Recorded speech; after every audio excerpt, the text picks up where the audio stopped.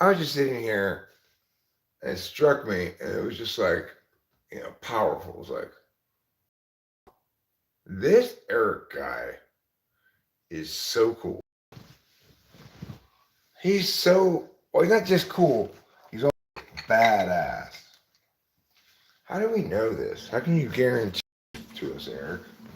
How can you guarantee that you're not just cool, but also badass? Well, first of all, let me just say I'm a strong woman. I don't need a man's help to milk a cow, fight a war, make a baby, none of those things.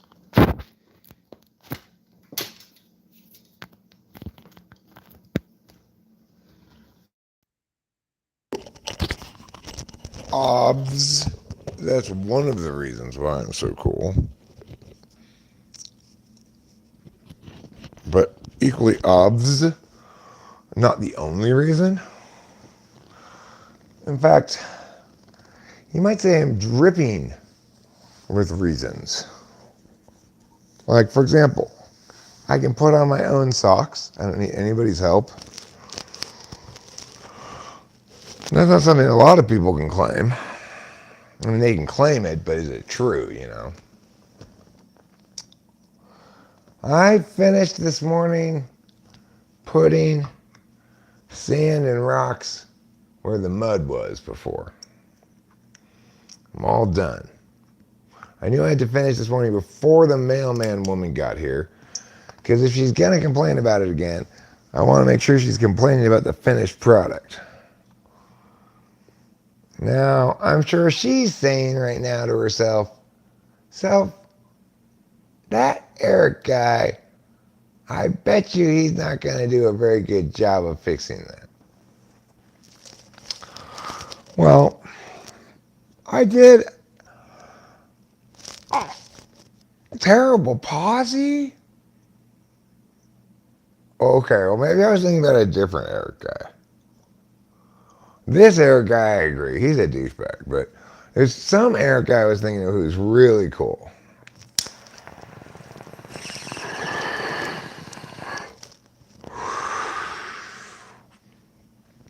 And if I ever meet him, I'm going to say, hey, can you teach me how to be a better Eric?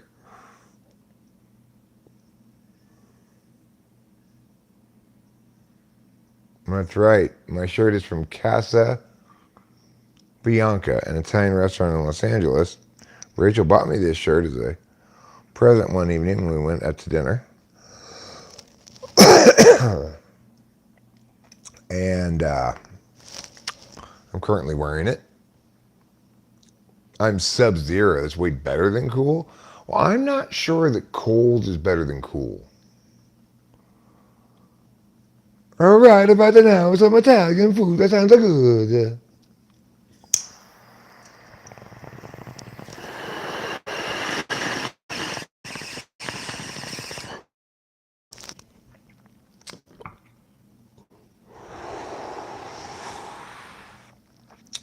With a name like Lapalosa, I think Rachel and I were both shocked when she got back her 23andMe, and it turned out she was 100% Antarctican, which means both her mother and her father, on both sides, all the way back, it's penguins.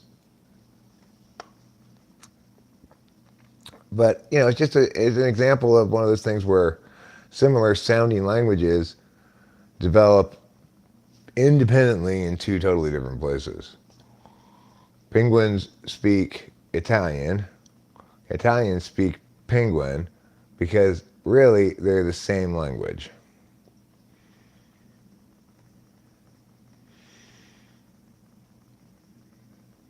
But strangely, Rachel's never actually even been to Antarctica herself, even though all of her race is Antarctican.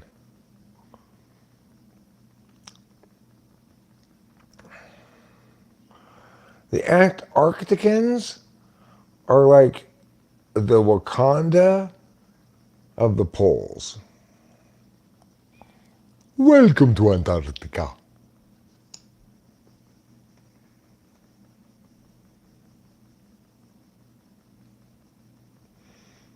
But yeah, the thing to remember, Terrible Posy, is the reason cool is cool is because if you're gonna be fully cool, you can neither be hot nor cold. Sub-zero, that's too cold to be cool. Being cool means maintaining a tepid temperature. No matter how many boiling rocks somebody dumps into your pot. Rocks can't boil, you might say. I'm not saying the rocks were boiling. I'm saying they're boiling rocks. They're super hot rocks that you use for the purpose of boiling. Luke's warm, but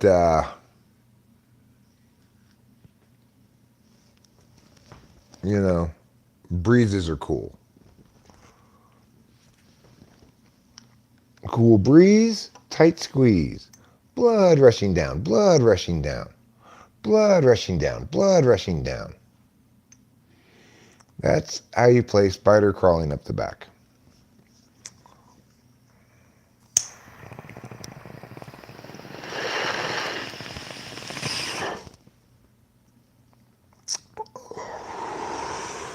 Rachel,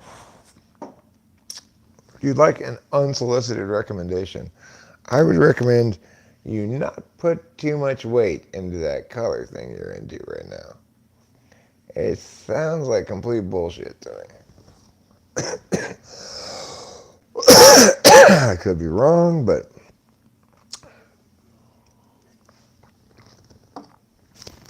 as far as I can tell, Rachel, you and anybody else looks good in just about anything if they have the right article of clothing and matching things. So, like, if, let's say Rachel were to put on some orange eyeliner, well, then you'd want a little bit of orange in your outfit to match it. Like, Rachel put on a turquoise ring the other day, and guess what? It matched her fingernails perfectly. But what if she were to paint her fingernails green? Is she unable to match green and green? No. Green is fine too. You just have to have a different color ring. Red. Can Rachel wear red? Well, of course she can. But it would mean she'd have to probably put on like red lipstick. I mean, red's such a red color that you don't need to have a lot of red things in your outfit for red to be a feature. You don't want to go full blast Nancy Reagan. It's like they say in Tropic Thunder, never go full retard. Never go full Nancy Reagan in your incorporation of red into your outfit if you're a lady.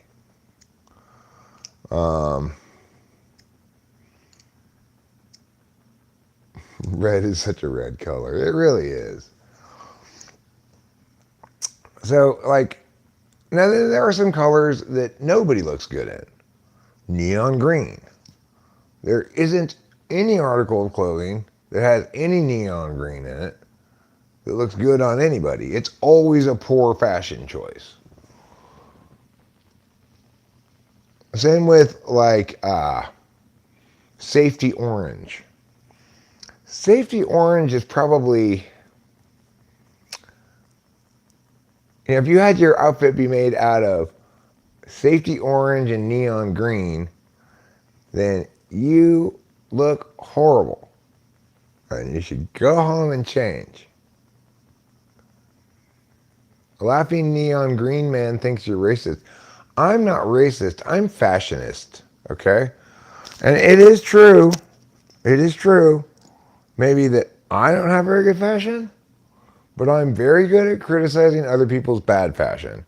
At least mine isn't actively bad. It's just not doing anything,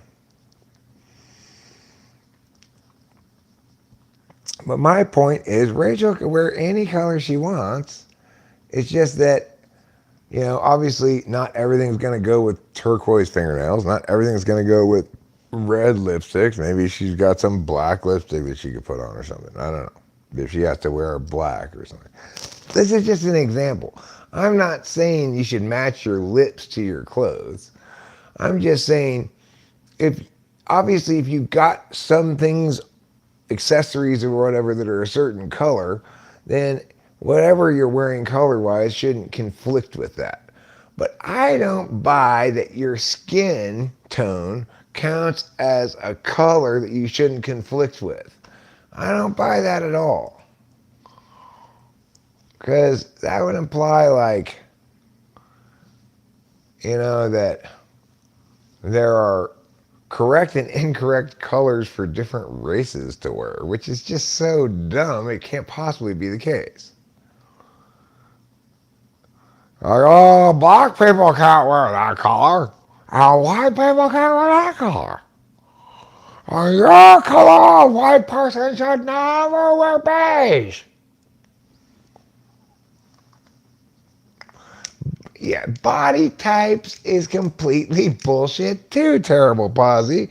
Obviously, if you want to have types of something, they need to be qualitative distinctions, not quantitative distinctions. A person's body changes continually over the course of their life, therefore cannot comprise a qualitative distinction. Typology is the alternative to that. It's an actual qualitative distinction that meaningfully allows us to know about other people that we don't know personally at all, just by knowing their type. There is no such thing with body type. That's fucking ridiculous.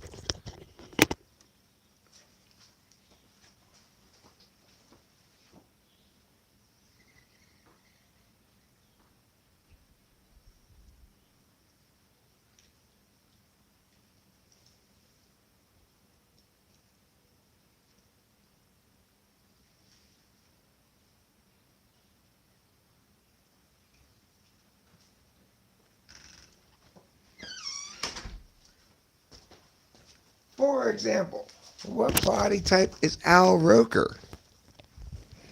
He used to be a jolly chubster. Now he's an emaciated post-lap band surgery tragedy. Which Al Roker did you like better? Well, we all liked the fat one better. But he insisted on stiffling his stomach, so now he just looks like he came out of a concentration camp. So what's his body type? Is it 1946 German Jew? Or is it Santa with a fascination for weather? That's how we know body type is bullshit. Everybody listen to Eric. He's got a lanky body type. He could dance and sing today, and he could dance and sing all night.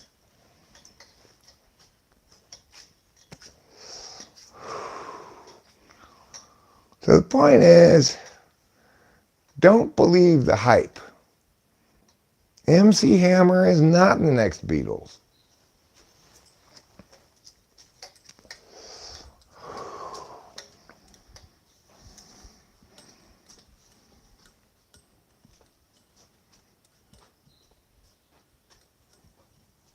No, I feel just as superior to him as I always did. I just feel sad for him now because he looks weird and he must be hungry.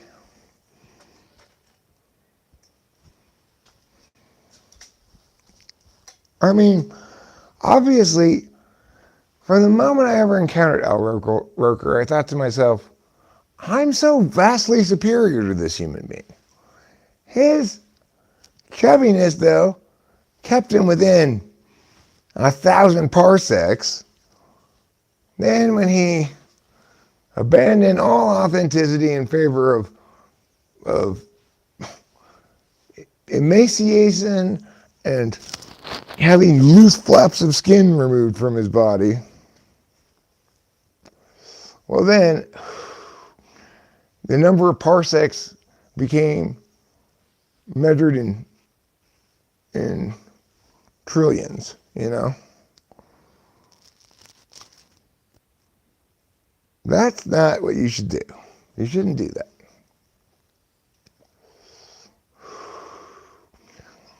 You know, you shouldn't go from super fat to super skinny.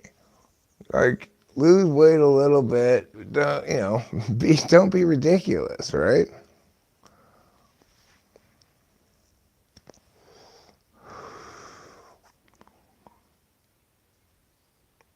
I mean, of course, naturally it pales in comparison in terms of scope of tragedy. The whole Soleil Moon Fry affair.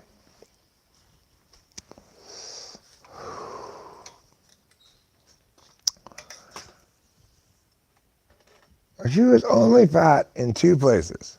Granted, she was super fat in those two places.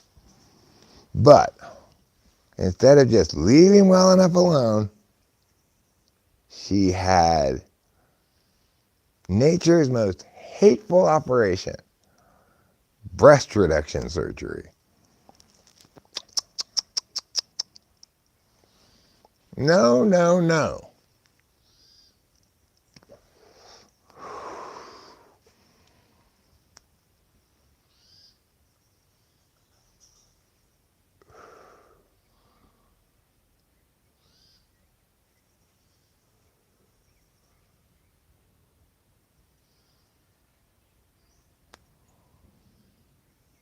It should just be here, henceforth referred to as the Moon Fry tragedy.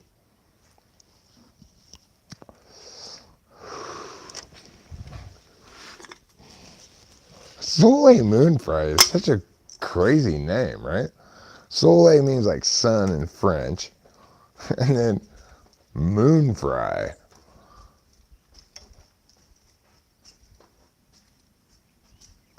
Okay, well, Scarlett Johansson may have had breast reduction surgery, but she didn't have comically enormous tits like Soleil Moon Fry. The truth is, nobody in the world could blame that woman for getting breast reduction surgery because her tits were so comically enormous. They were like fucking huge boulders on her chest.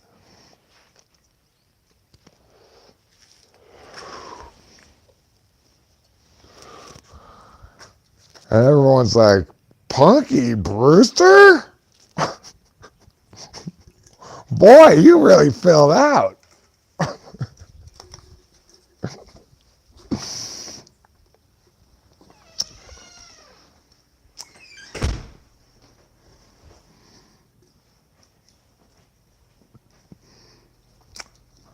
Bruce Jenner, when Bruce Jenner decided to become Caitlyn Jenner,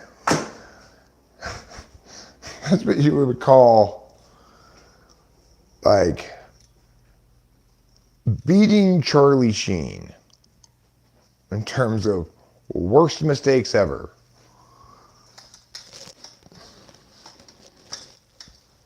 Worst life decisions ever that you never stop regretting.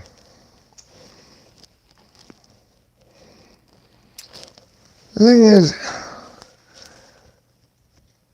it would be one thing, I guess, if Bruce Jenner had transitioned into an attractive woman. You know, that was, oh my God. Could anything be more awkward? That was so awkward of him. It's like, just be a drag queen or something. Don't get your Johnson chopped off, for goodness sakes. That's your precious man down there. Your precious man and his two companions.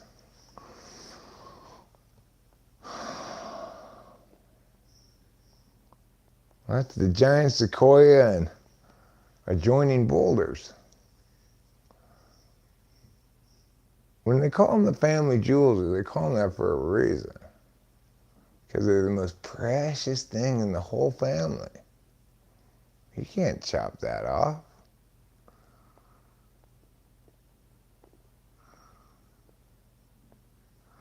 I mean, I get it when women transition into men, because women are all afflicted by penis envy.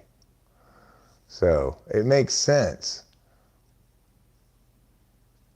It makes sense when women transition into men, but men transitioning into women? Some people experience gender dysphoria. I know, I'm just making jokes, Alec. The thing is, I do think it's a genuine mistake to have that kind of surgery. That doesn't necessarily mean I think it's a mistake to have that every single conceivable kind of plastic surgery is always a mistake. But by and large, I think almost all of them are. The reason I think it's a mistake is because I think they believe that they can become a woman, meaning they can be actually perceived as a woman by the population at large. But for 99.99% of them, that is not the case. So the reason I think it's a terrible mistake is I think they predicate their decision on a false understanding of reality. Do you more often than not see the duality, dichotomy in nature? I mean, I see dichotomies as intellectual work being done. Duality, assuming you don't mean it typologically, I'm not sure what you mean by that. Simply black and white thinking, I guess. But I'd like to think my understanding, my epistemological fluencies are much more robust than that, you know? So I render a verdict on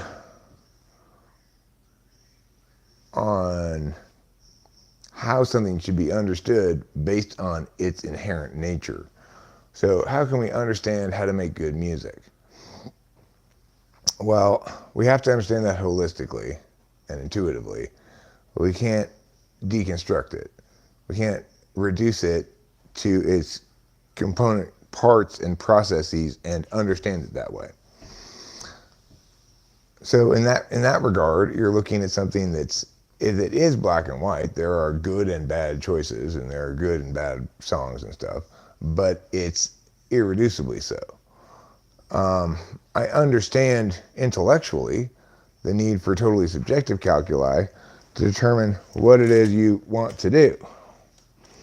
And I guess I recognize now my decision to not punish the mail carrier. I think that decision represents FI over TI. In other words, but potentially also FE over TI, but mostly FI over TI. In other words, after thinking about it for long enough, I certainly didn't rush going over and talking to anybody. I gave myself 4 days or something to think about it. I concluded that what was more important to me was that I be kind and that I remember how blessed I am and factor in those particulars when making a decision about what to do about this. That I'd rather walk away from this knowing that I'd grown some morally than my pound of flesh. So that represents the right time for FI to come into play, because in that instance you're dealing with a specific person who's fucked with Eric. As we all know, the number one rule in the universe is don't fuck with Eric. And this woman has fucked with Eric on multiple occasions. But the bottom line is, why am I defending a mud rut in front of my mailbox from solvency so much? I know I countervalue TE, but I don't want the mud there either. And I don't need to have this whole engagement with this woman and this male shit to be determined by just FETI. Like, I'm offended. You ain't gonna roll up on me, bitch. And here's my TI winning reasons, you know. I don't need to let it just be defined by that, because I know from experience now, this is an SI person who's old, right? That I don't like to feel bad later when I was mean. That's one of the worst feelings of all. No matter how justified you are, when you eventually come around to putting yourself in the other person's shoes, you feel bad. I feel bad, you know. So, of course, the thing is, now that I'm not in a war zone so much, I have the ontological space to be much more deliberate in my use of weapons, right? When I was living in LA, I felt like I was in a constant war zone. It's like there was a lot of warring going on all around all the time, and so inevitably sometimes I'd come down too hard on someone for something not that big, or come down on the wrong person. That would happen occasionally. And I kind of forgave myself in the sense that I'm like, well, we're at war. There's going to be some collateral damage.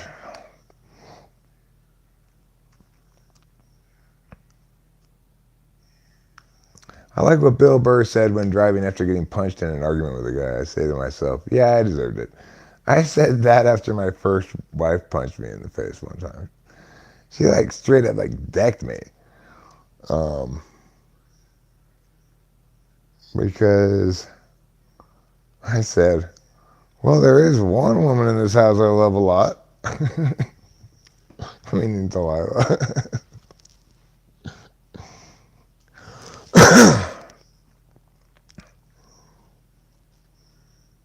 Of course, she was just a little girl at the time. Yeah, that's the only time I've ever been hit. But I don't think she actually decked me. Like, I didn't go to the ground, I don't think. Well, I might have. I think I was drunk, too. But I got up and said, if you ever touch me again, I'm going to fucking lay you out, bitch.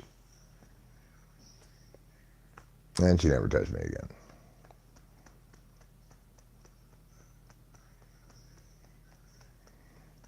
I have much less problem letting that slide, right?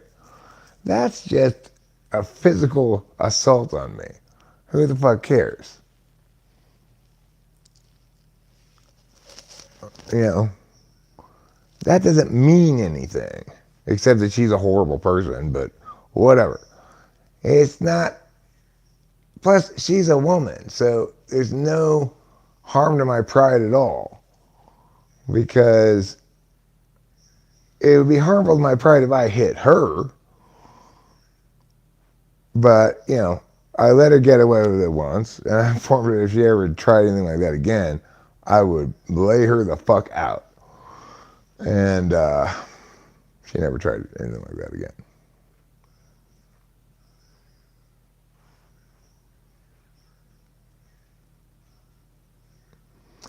No, Mr. Bobby, she shouldn't have been arrested because I didn't call the cops. I didn't want to call the cops. I didn't want her arrested. All she did was punch me in the face. She's a woman. I'm a man. I can take a punch in the face from a woman. It's not like she's an MMA fighter. I didn't care about that. It wasn't a big deal. You know, it was just an opportunity to establish the law. You know, everybody should be able to get away with something like, I don't know about everybody, but if your woman hits you one time, she should be able to get away with it once. Now, it's not great that she punched me, But that doesn't mean I have to think it's important enough to call the cops about. It's like shit that makes me mad most of the time is almost never actually a crime. The fact that that was actually a crime doesn't matter to me because I get to decide if that rights violation bothers me or not. It's not up to anybody else to decide how I respond to a rights violation. It was a right. It wasn't a public place. It was at our house. It was at the Temple City House. And besides, to me, what the takeaway was the meaning from it. She made a mistake. She fucked with Eric. And of course, she just gave me ammunition to win arguments with. And she put me in a position to set down the law.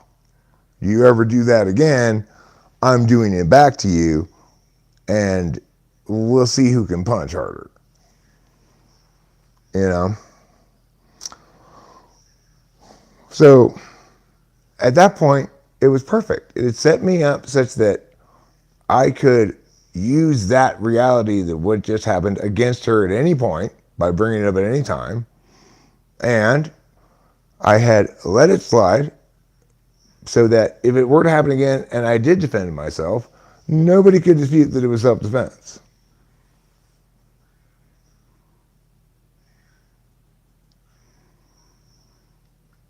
In Bill Burr's context, it was like two cars at a bar and one crossing the line. And Bill Burr made a point about how women know men can't hit them, so they habitually cross the line. Except they don't. Depends entirely on your type as to whether you're likely to cross lines and stuff. If you're FE Tool, you're always trying to be perfect. And if you're INFJ, you're always pulling it off.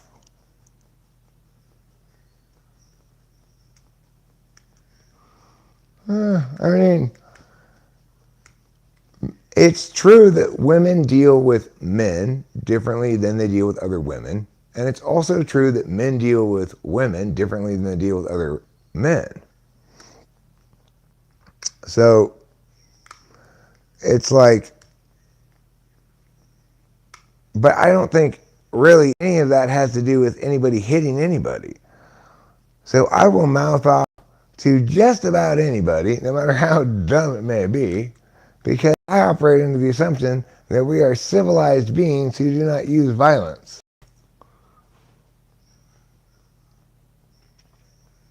And women, and the principle behind that notion is that somehow the best way to punish people for crossing the line or to deter them from crossing the line is the threat or presence of hitting them. When obviously it's much more powerful to shred their dignity with your insightful words. That's why I don't care that she hit me, right? It didn't hurt where it matters. It's just, you know, she hit me in the face, whatever.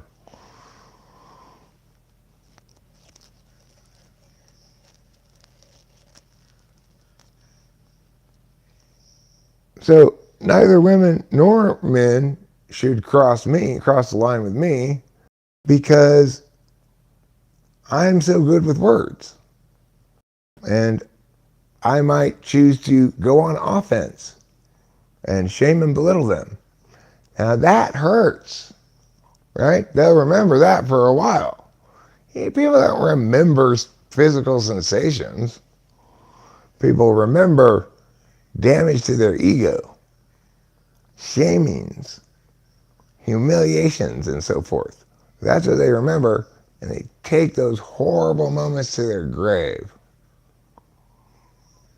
So Bill Burr is wrong about that whole thing.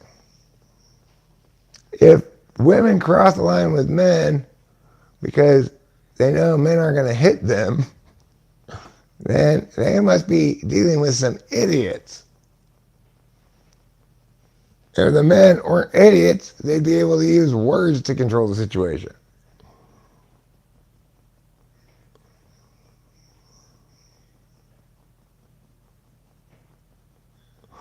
Well, there are people who are non-valuing of communicative realities. In other words, there are people who have a weak relationship with meanings and or people who don't view meanings as things that are absolute values, but it's purely as instrumental values.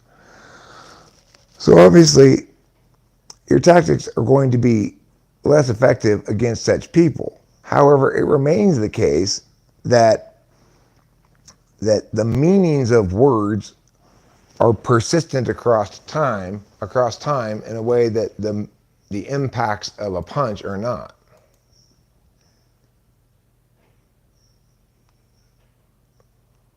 Oh no, Mr. Bobby, you're wrong about that.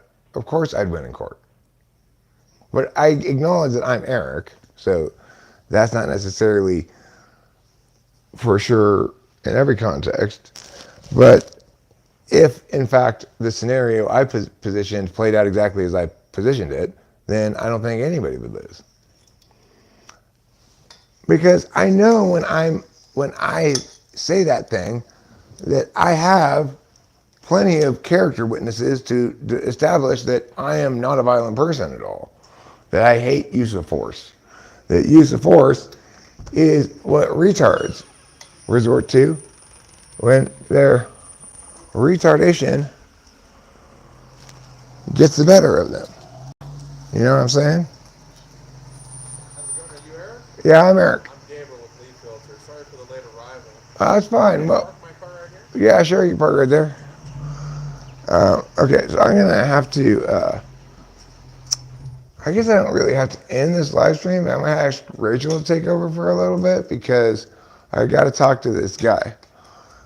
This guy's coming to give us an estimate on these things you put over your rain gutters so they don't get clogged with with pine needles. You know. Anyway, I'm going to go talk to him for a little bit. You guys just look at the outside. Keep an eye out for Sasquatches, okay? Okay, here I am. I'm coming.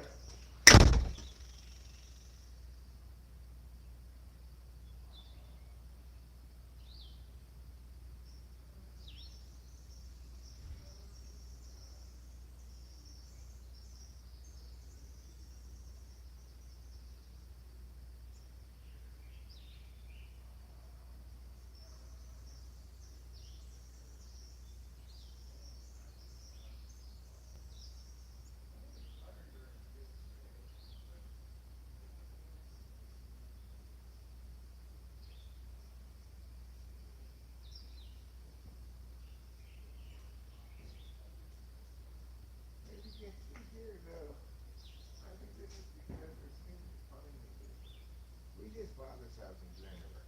Oh, good. Yeah. So up there too, see? And this one got damaged in the snows this winter. I figure I could just nail that back up in there or something. Well, when we put our filter, we actually repair the gutters for you. So if I just do filter, we'll add brackets, we'll reinforce your gutter. We're gonna recap, reseal anything that's broken, repair anything that's damaged. Um, the extra brackets help with the support, but it also keeps our filter up, and we frame it to the top of the filter. Okay. That way you never have any fogging, you never have any debris getting into the gutter. Only thing that should have.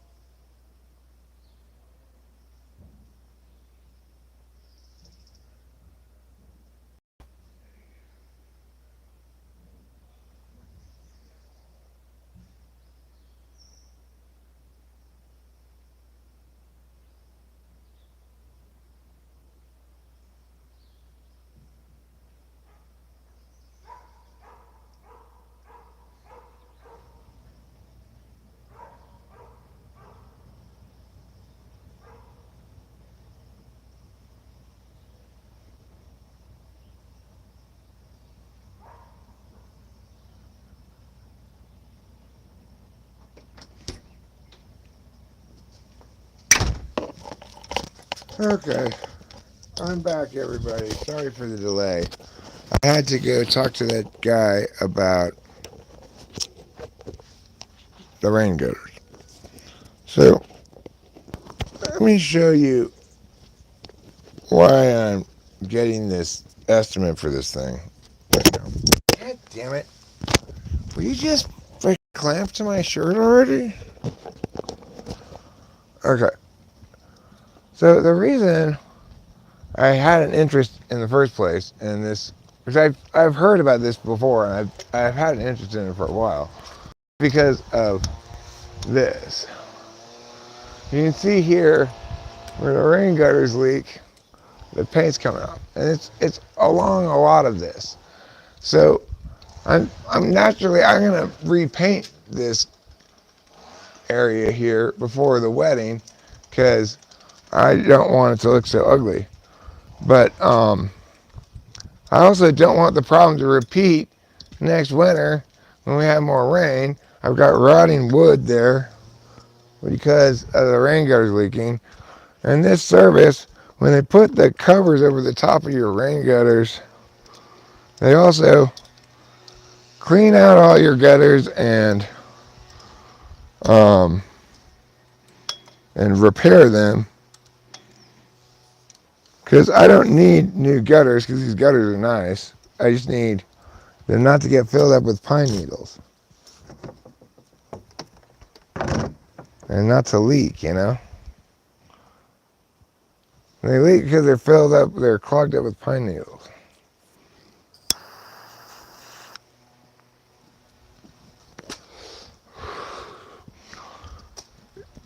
So anyway, the guy's here and he's climbing up on a ladder to look at inside the rain gutters.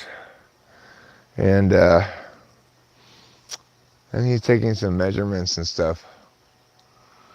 Of course, I figure it's going to be kind of expensive because not just because it's like, you know, it's a kind of fancy rain gutter solution, I guess, but also because it's gonna be very hard to the rain gutters on the top floor, I think.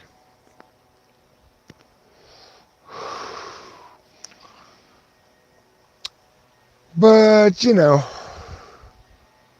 if I'm gonna bother to repaint all that thing there, I don't want the problem to just repeat itself. I finished my mailbox thing I was working on this morning. So we'll see with the mailman. I don't think I'm going to hear anything else from the mailman about it. But if that bitch tries to complain about it again, I don't know how much more nice I can be before I fucking go off on her.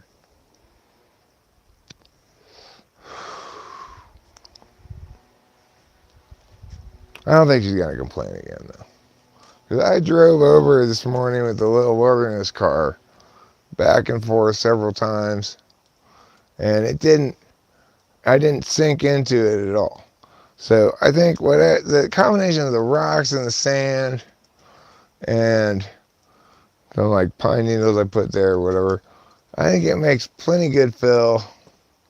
I didn't need to go get gravel, and fuck that bitch.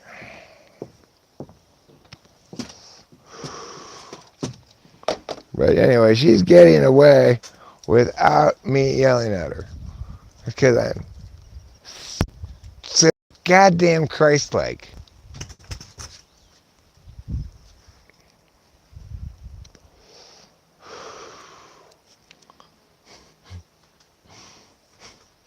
I'm so goddamn Christ-like would be a good title for this, I think.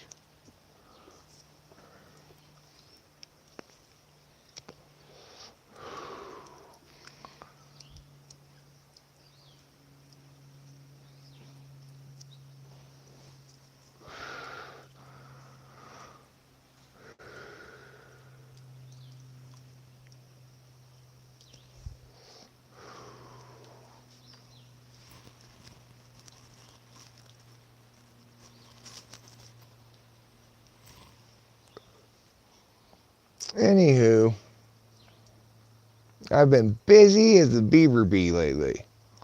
I got the mailbox thing fixed. I cleaned the house. Oh, I sawed up this big piece of plywood that has been bugging me. I had this big piece of plywood that was too big to put anywhere, and it was just lying down over here by the tree looking ugly. Well, I cut it into 4 pieces, and now it's leaning over there. I cut it into 4 pieces with a chainsaw this morning, with a pole saw. It's not really a chainsaw, it's an electric pole saw, but it's like a small chainsaw. Is what it looks like, you know.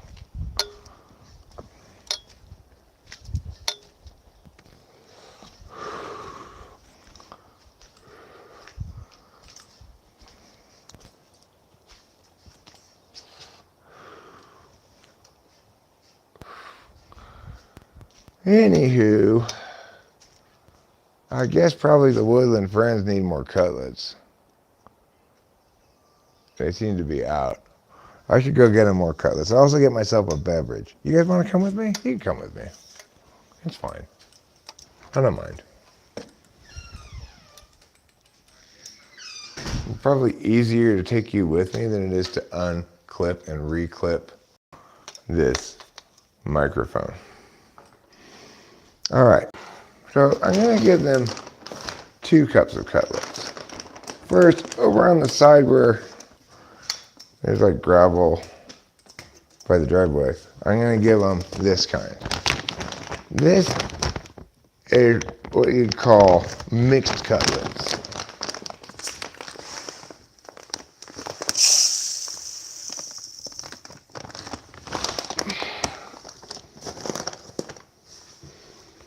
Okay, so we're gonna do mixed cutlets on the side, and then we'll do straight cutlets on the wall. Yeah, let's do that. Let's do that. Okay, so we're gonna do mixed cutlets over here. I will put this right here. I will unwrap my cable so I have more length to it.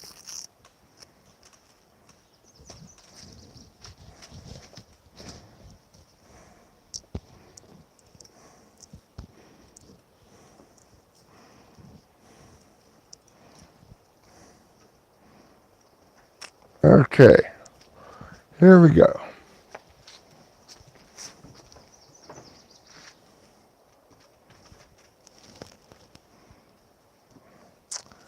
So, this is all tangly. How did this get all tangly? God damn it. It doesn't, I'm not even clipped far enough away. I mean, I'm too far away.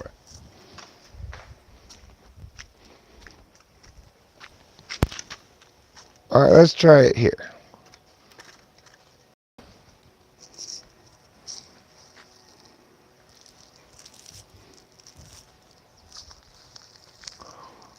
The woodland friends, if I feed them over here, they have to look around more for the cutlets. They have to work for it a little bit more. Which means I get to see them for longer.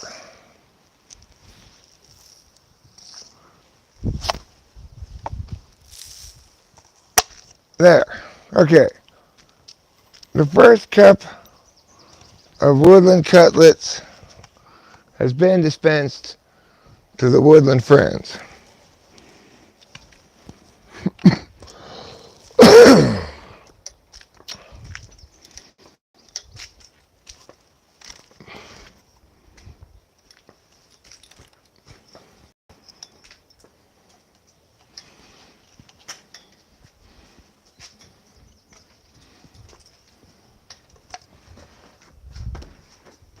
Okay, so now we're going to go replenish the cutlet cup. This time with straight uncut cutlets.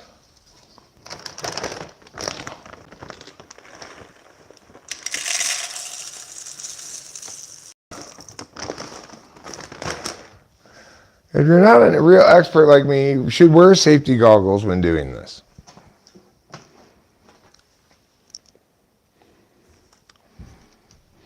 But, I'm a pretty experienced woodland cutlet dispenser, so I feel I can take shortcuts. All right, here we go. So these kind of woodland cutlets, we'll put them on the wall.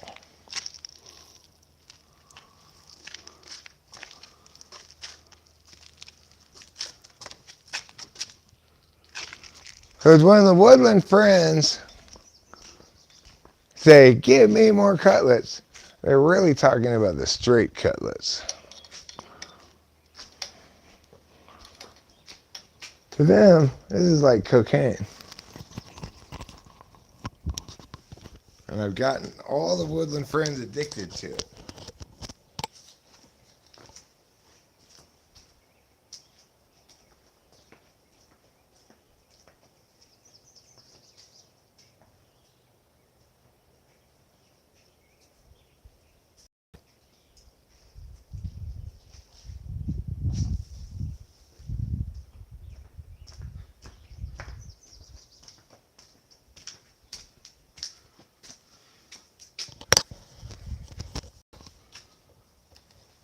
This guy has a Let's Go Brandon hat on the back of his car.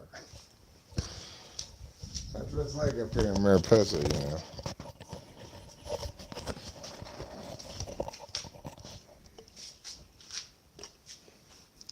terms of time, we're 3 hours from the Bay Area.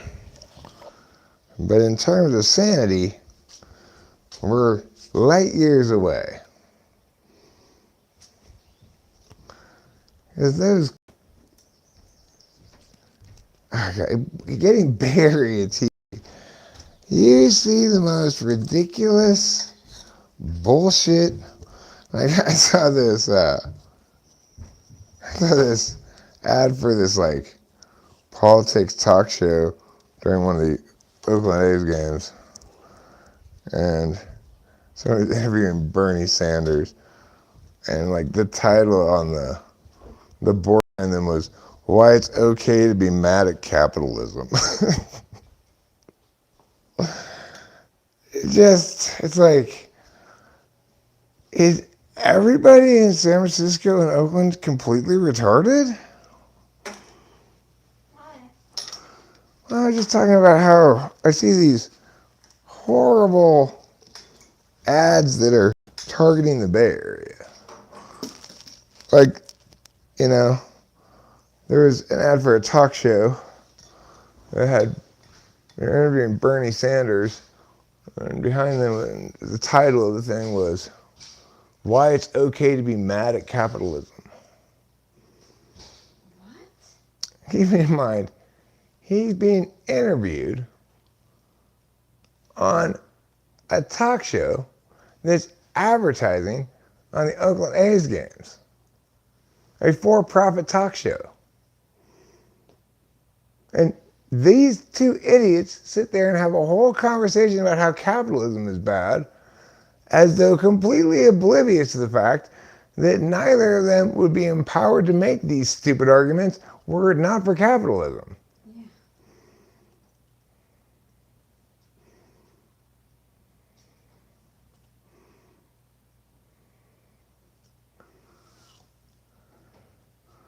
The whole Mexican shooter ordeal doesn't add up? What are you talking about? Listen, Bobby. Mexico shoot a lot of people.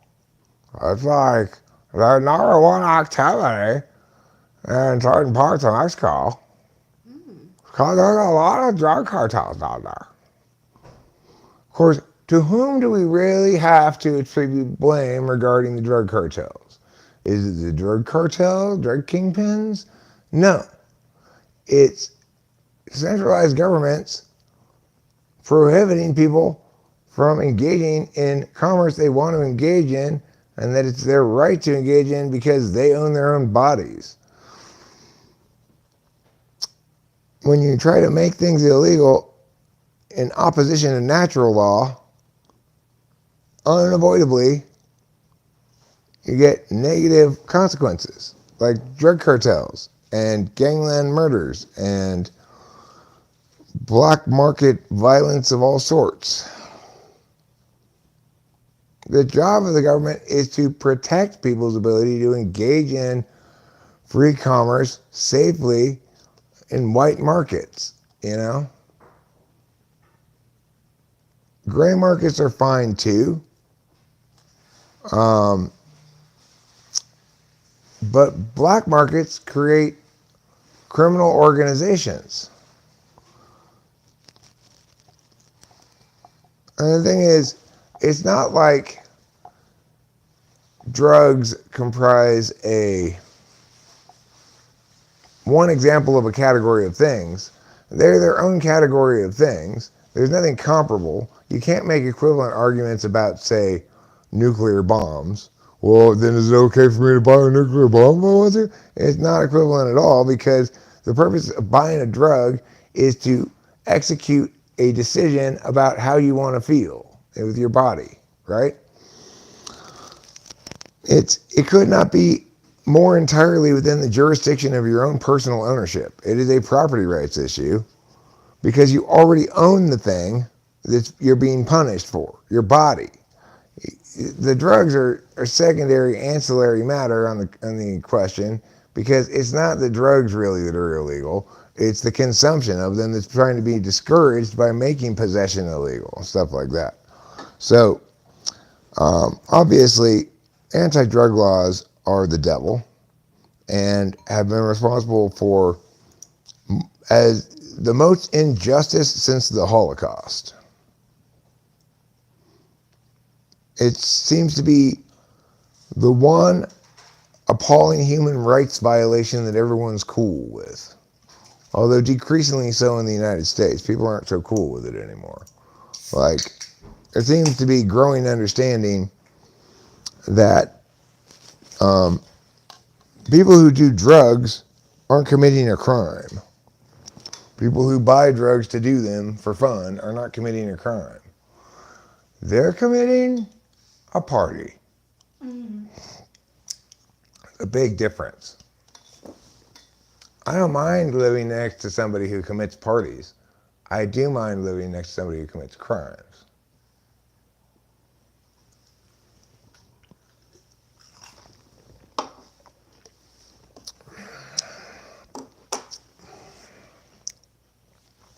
So, in celebration of how wonderful drugs are, let's pull some bar rips.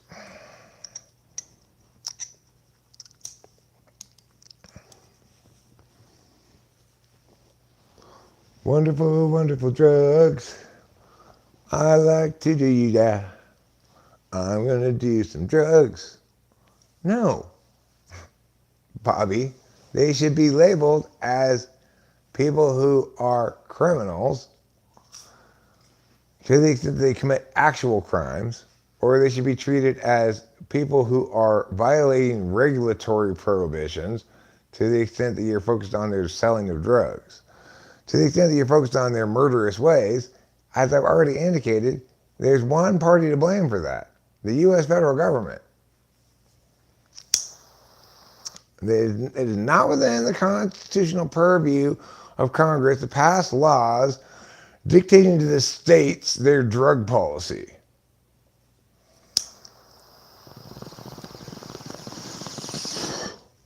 It's certainly not within the legitimate purview of the federal government to dictate to other countries how they should enforce drugs if they want to be friends with the United States. It's fucking ridiculous. Just let everybody take whatever drugs they want whenever they want to take them. You know? I don't need anybody to hold my hand and say, oh, you shouldn't take that drug. I do not need anybody to do that. I don't want anybody to do that.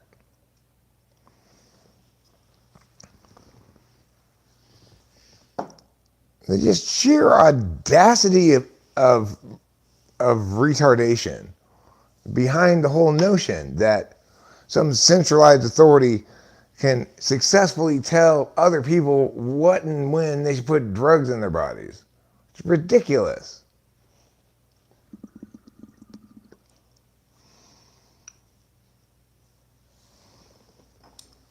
Jesus did eat a lot of mushrooms, Boba Fett, but they were just regular old oyster mushrooms. So that just proves he had bad taste in food. Because people with good taste in food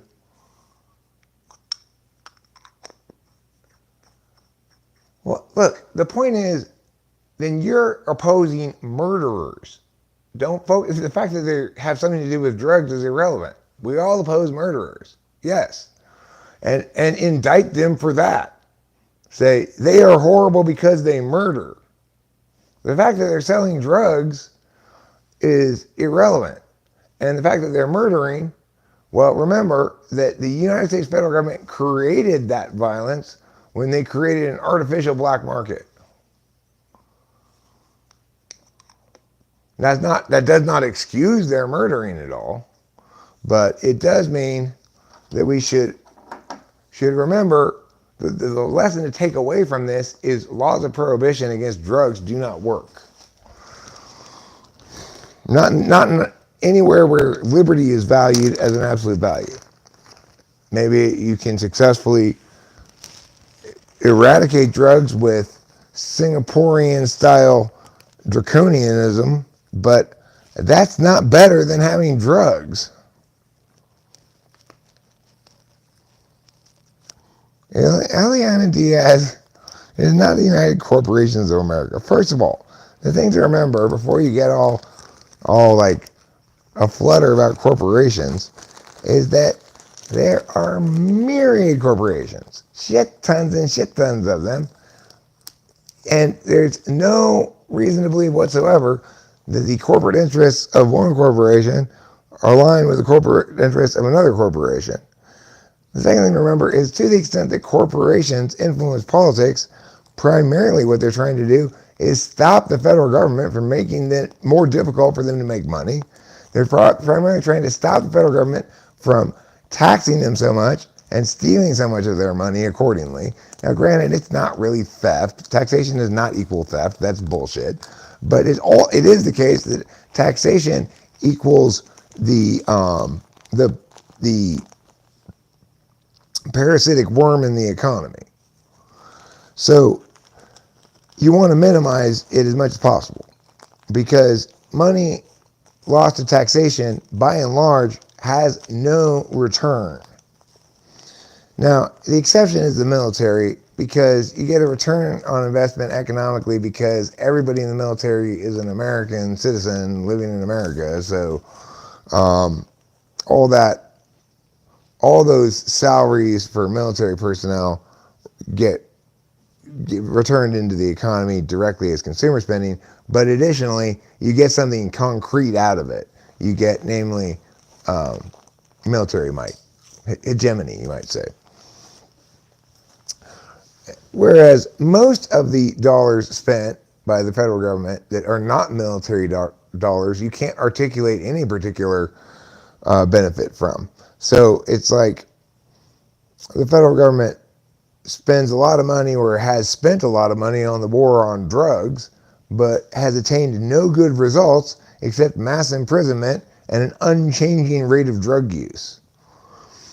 The federal government spent a lot of money on the so-called war on poverty and attained no demonstrable outcomes that were good and attained many demonstrable outcomes that were bad, proved what smart people were already saying about means-tested in-kind benefits.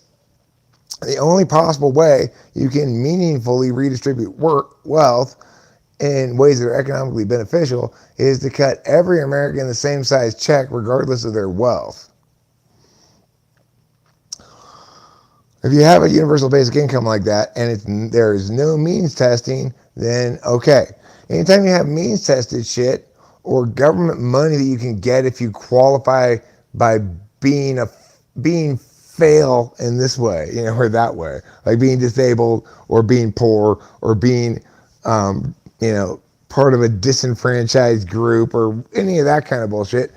All you're doing is setting up a system that TE users exploit to get money from the government, whether they should or not. As long as it's not fraud, they'll try to do it. And even non-TE users will nevertheless take free government money if they can get it, right? Like Rachel is disabled by her neuropathy in the sense that she can't feel her feet, and that makes it tricky to walk around. She's not that stable on her feet and so forth. And so we applied for disability. We didn't get it. We applied for it, right? Why? Is it because Rachel should get free money from the government because she's disabled? No, it's because Rachel's disabled, we might be able to get free money from the government. So let's try to get it, right? Are we somebody who really needs to get free money from the government? Well, no, but we aren't as far as the government's concerned. Rachel's Rachel, and she doesn't have any kind of demonstrable income. So to the extent that we really wanted to work it, she'd end up getting disability. But, she got turned down this last application, and the people who we talked to, like the doctors and stuff, they encouraged us, listen, if you get turned down, just reapply, just keep reapplying, and you build up paperwork in your folder, and eventually they'll approve it. Mm-hmm. That's what they told us, right? So this is why you cannot do those kind of programs and have meaningful outcomes.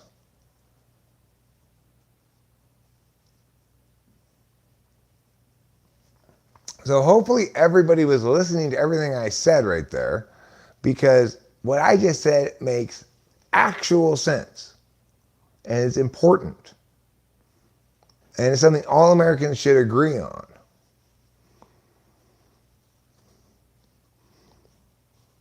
But instead, you guys are talking about the idiots being cucks.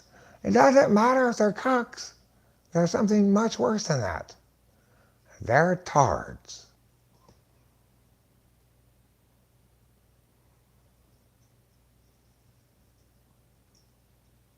Thanks, New Groove.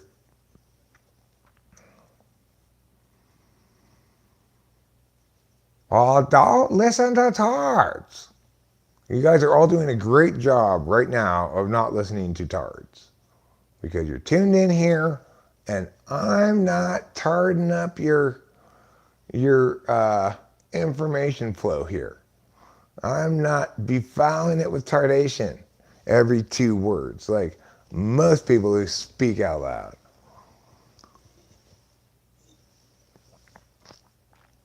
About politics and stuff. No, you're going to have to rewind and just watch it again yourself. I'm not as good at repeating myself verbatim as the video that's currently in progress.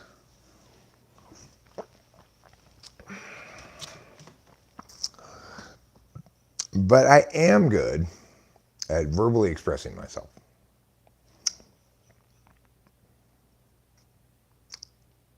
When I'm feeling the flow of the pyaws and the pyaws, it's just spilling out of me like a waterfall of truth. Well, it's in those moments that I start to feel pretty self-satisfied. And then I break in to song with this. Hooray for Eric Strauss. Hooray, hooray, hooray for Eric Strauss.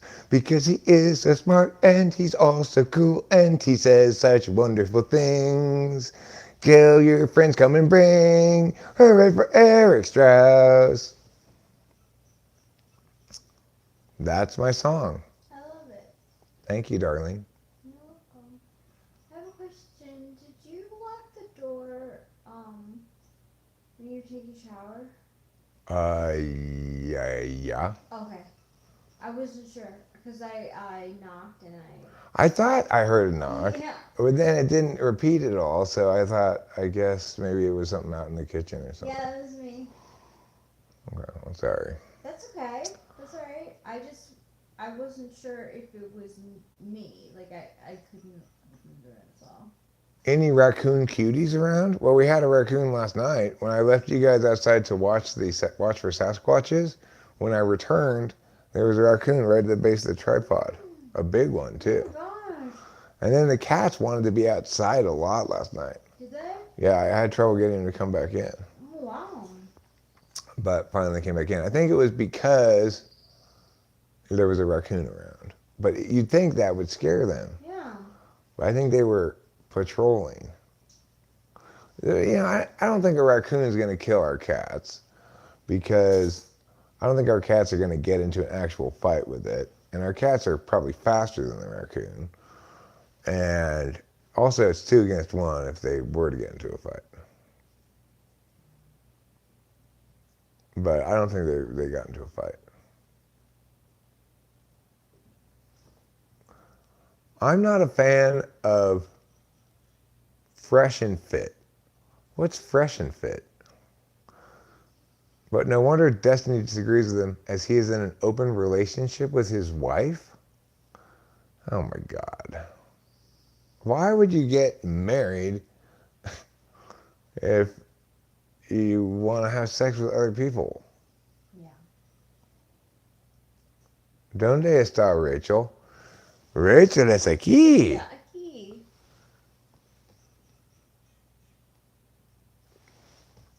Yo estoy aquí. ¿Dónde está la biblioteca? La biblioteca es a la playa. Okay, well, the new group, obviously he has to kick her ass to the fucking curb. If Rachel told me she wanted openness in our relationship, I would say, do you not know how to say the words, I want to leave you? Because that's the same thing. Yeah. I actually had a conversation like that where I was with a dude and he was basically telling me like that he wanted to like have sex with other people. I was like, why are we together? Because I also want to have sex with you.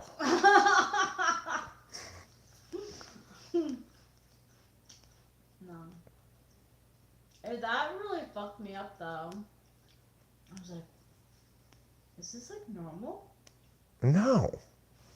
Or if it is, then normal's not good.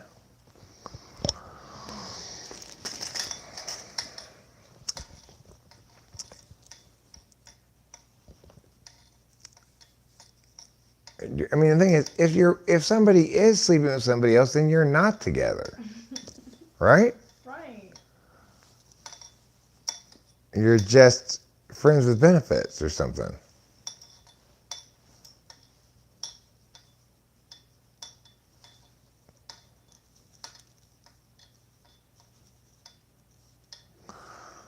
But I mean, I'm a little old-fashioned. Think that you should just fuck your wife. Freaking ridiculousness.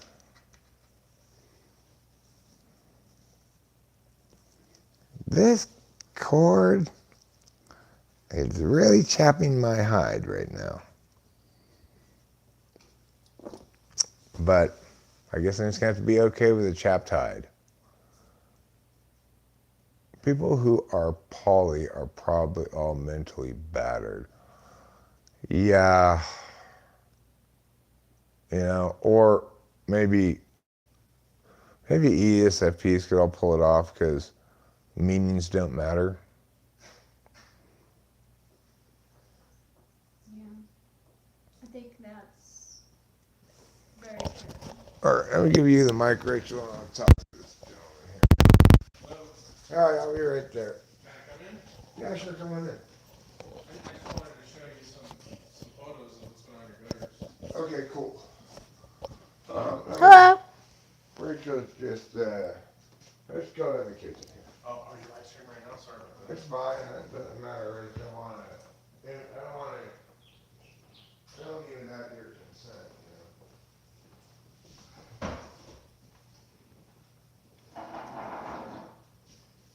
Wanna sit down here? Yeah, it's just as I suspected. You got quite a bit of gray there. A lot of it is caked on top of your downspout. So that's just what your gutter looks like at the front. Doesn't, I mean, it looks like loose debris, but once I got in there, that is, it's pretty solid. My guys will clean that out for you. But typically, if you don't have leaf filter, or any other maintenance for your gutters, they recommend you clean out your gutters 6 times a year. So once every 2 months. But, Mercury is your problem, pine needles is your problem. yeah. Pine needles, you don't have to worry about too much with our filter. This right here was just, all I got cleaned out, one of your downspouts, and there is debris in there.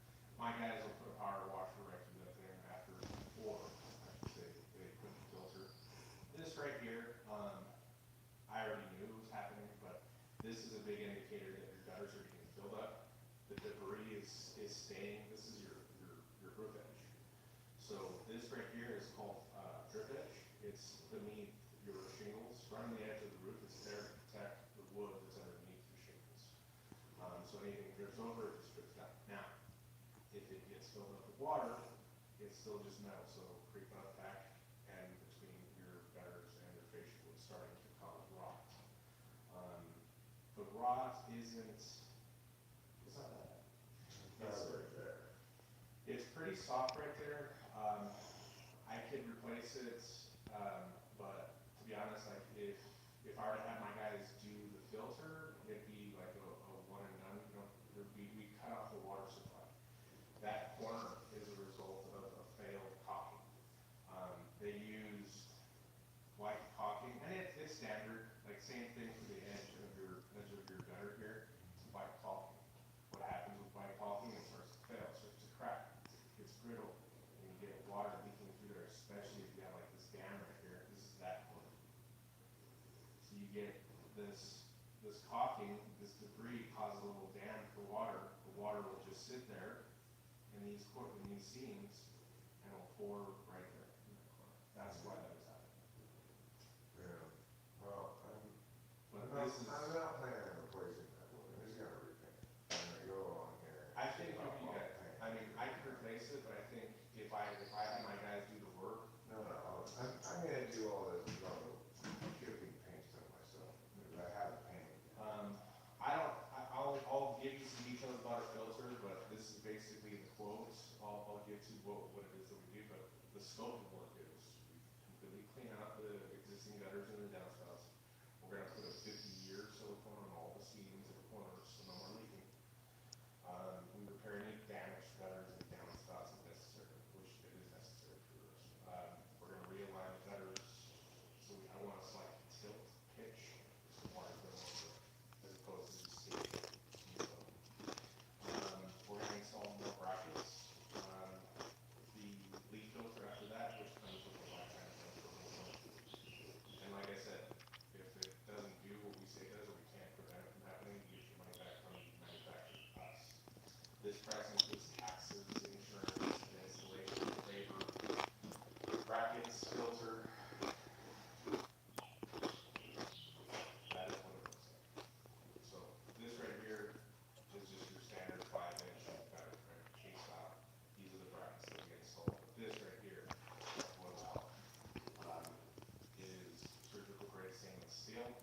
We have these holes right here, pre-drill holes to the frame on the outside of the gutter. We're gonna have the filter installed at a pitch. So if anything sits here, right, once the water hits this bracket, it'll actually punch it off or push it away from the top. Pine needles, I mean, it'll just sit here unless it rains, unless the wind blows it off, but it's not gonna sit here. It's virgin vinyl. We don't use recycled vinyl, just because recycled vinyl, it tends to deplete after just 5 years. You start to get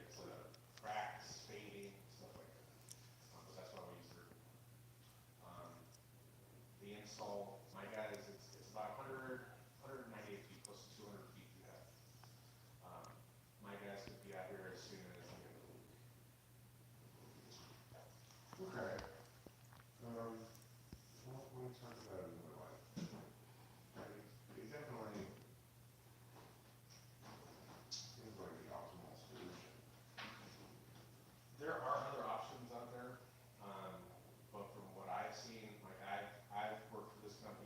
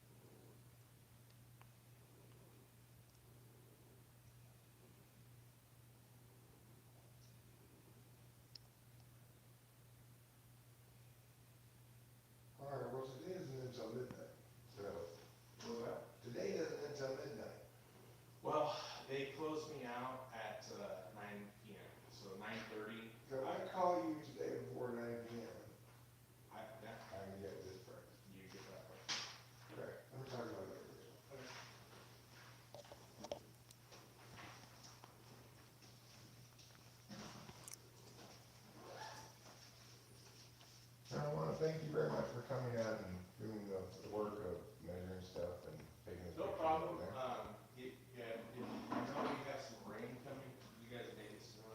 I would recommend before then, cleaning out the gutters, cause you still just have a piling of water, puddling of water, so it'll just further damage your fascia wood. Your fascia wood's attached to your roof, so if they get soaked out, then your roof will go. Okay, all right, well, that's good to know. I think you got the ideal solution. It's just a few rules. Sure. All right. Have a great day. You too. Have a good one. No problem. Bye.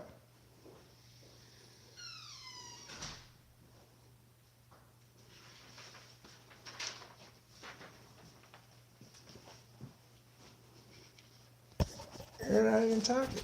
Because I didn't want to I interfere with that. Yeah. Okay. Like that commercial in Geico. So here's the thing. The initial estimate of $9,500, I just thought, well, that's twice as expensive as I thought it would be. And then he says if we commit to doing it today, we can get it at $6,200 or That's something. a lot different. Yeah, well, sure, but that's still higher than I expected it to be. I expected it to top out about $5,000. So, I mean, the thing is, I'm not decided no yet, because they do a lot of things that need to be done to the rain gutters. And when we first looked at the house, the one thing I said needed to be dealt with, can you go get it? Yeah, sure. The one thing I said needed to be dealt with was the rain gutters. So, I mean, I knew. You guys this while you're thinking about it has some of our information on it too. Wonderful. Alright, have a good one. You too.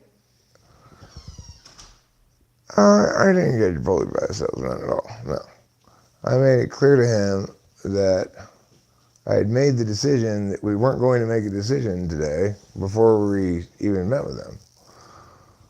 The bottom line is, I like that product, but I don't like it at $6,000. It's fair. We should definitely get some estimates from someone else, though. I think it sounds like the gutters really need to get fixed. Well, this is the thing. If I were to clean out all the gutters thoroughly,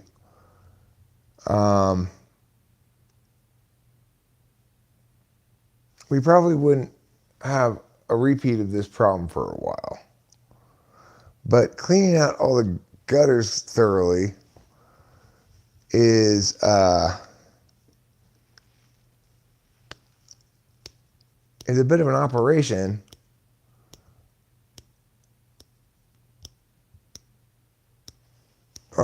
Yeah, I mean, the bottom line is I could potentially just hire someone to clean out all the gutters. Right, well, I don't live in LA anymore. It's not so easy to hire a Mexican. And if you're in LA and you want to get a Mexican, you just go to the Home Depot. But up here, I don't know where all the Mexicans went. Because they found this place originally. They're like, oh, viva la mariposa. Yeah. We came here from Mexico. We found this place. But now, there aren't any of them left around here.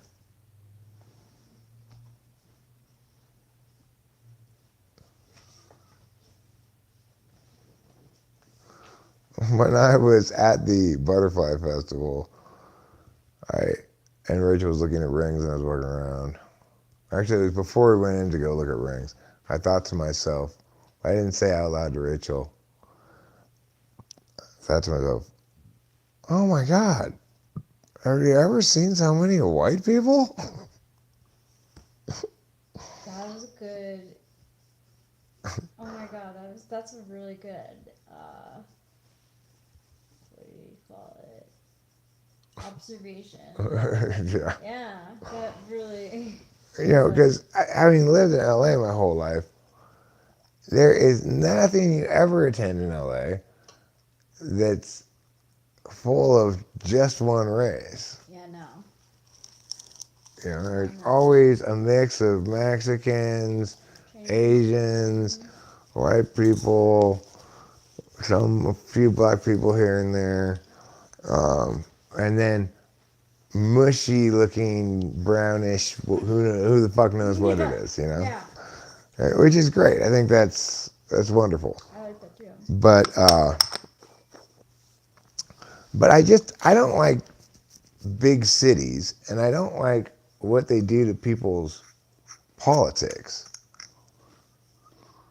Like or I don't like what a lack of ownership does to people's politics. When people don't own things, like they don't own a house, or own land, and they don't own a car or anything, public transportation, they don't own, and then their values get all mixed up because they think property doesn't matter. They think that, and when you think property doesn't matter, you're one step away from thinking other people don't own their own bodies. Mm. Maybe you own their bodies. Maybe you get to make their decisions for them. After all, property's bad. That's like why there's so much. I don't want to hate. It's okay. Go ahead and hate. There's when you have like a lack of respect for property, then you don't take care of it. Like, Right. Well, it's hard to take care of stuff that's not your property. It's hard why to would you care for it? it's hard to respect it the same way you respect your own property. Exactly.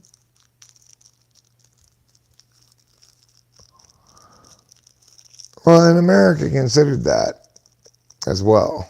I mean, I guess it worked out that way for a while, that only property owning males could vote, I think, at the very beginning, and then voting rights gradually expanded.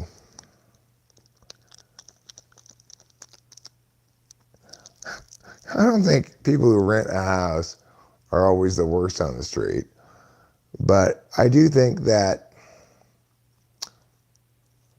you can prove my central thesis by imagining a scenario where Rachel and I moved into a cheap apartment for a month so that we could rent this out at the height of the season at a expensive per night rate to a succession of verboers, which is like Airbnb.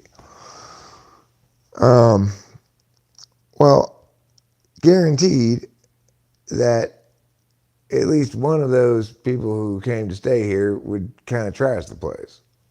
Maybe more than one. Yeah. We heard about this lady down there who has this gorgeous black house. It's got kind of a mid-century vibe, but it's actually a recent build. Yeah. And apparently they were renting it out. It's owned by some rich influencer person who doesn't live here, but who comes and stays at her vacation house occasionally, I guess. Anyway, she was renting it out for $600 a night, but then she stopped doing that because she said that the people weren't respecting the place enough. Yeah, I'm shit you not. Les told me. Maybe you were there too, right? Yep.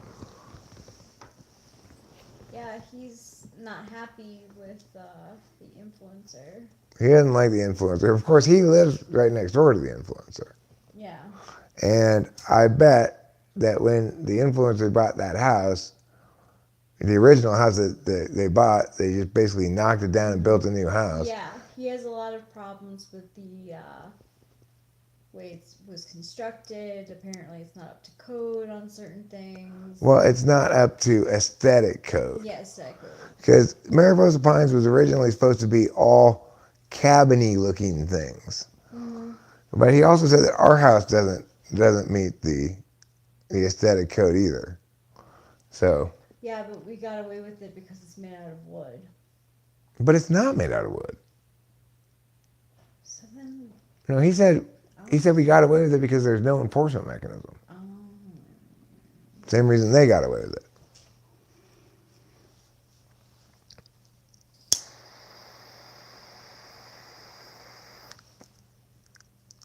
Well, you know, Acacia, next time I put you guys out on Sasquatch spotting duty, I will lower the tripod to raccoon height. Yeah. So in case any raccoons come by, you'll be able to see them. That's a good idea. We saw some fur in the grass, was it? Yeah. Yeah. Rachel guessed rabbit fur, and I had no idea what. I was thinking maybe bobcat before It could be. she said rabbit, but when she said rabbit, it resonated as, yeah, I think that's rabbit fur. Do you?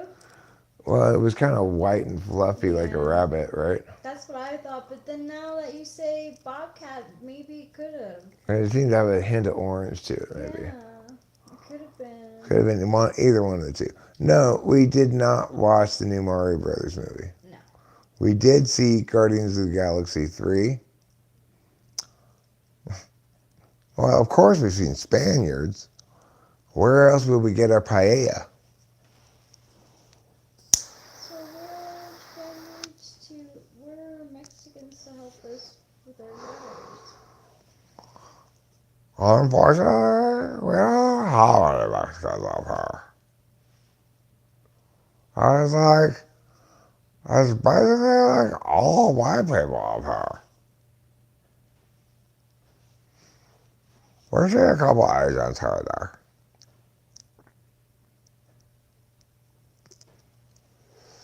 What's paella? Or some Spanish dish, I don't know. It's just the first Spanish thing I could think of for my joke. Where are we going to get our paella?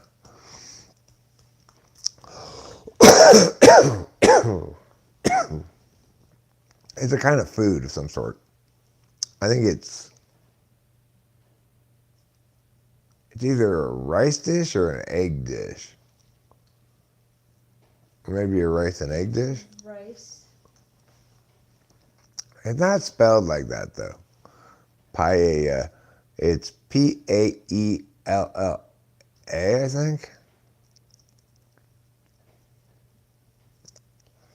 P-A...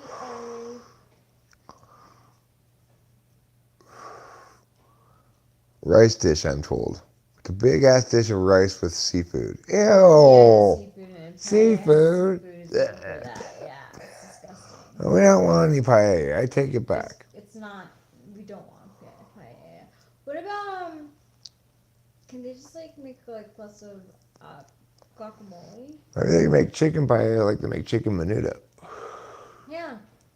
But I agree, guacamole would also be good.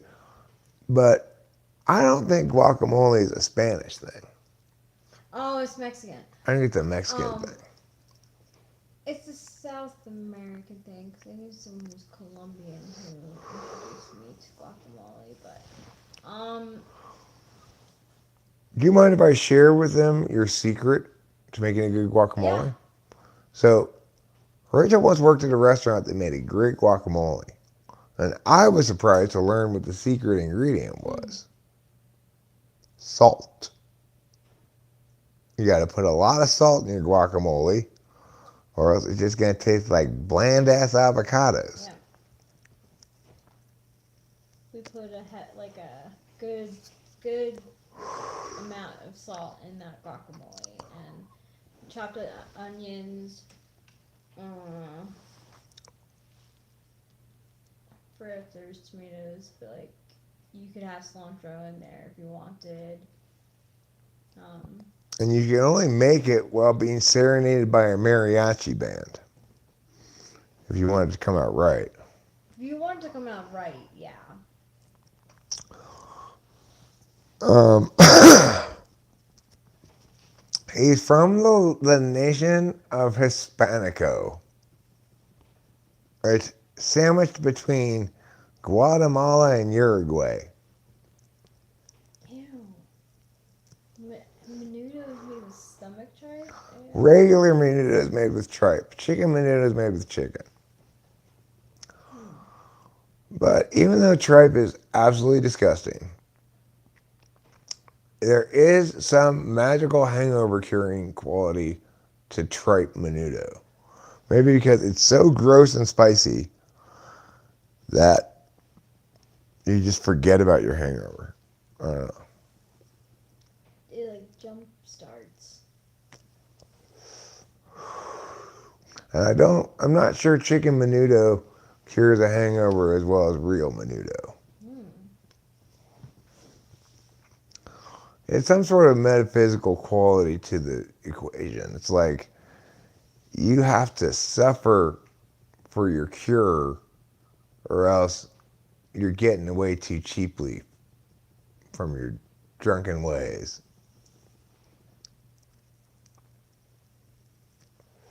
Acacia, there's a very good chance I've already eaten at your uncle's Mexican restaurant in Pasadena. What's it called? I think I've eaten at just about every restaurant in Pasadena.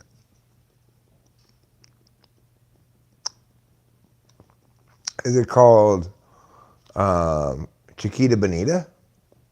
I've been there.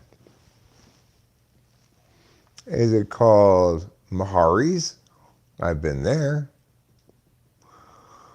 Is it called Casa del Rey in Sierra Madre?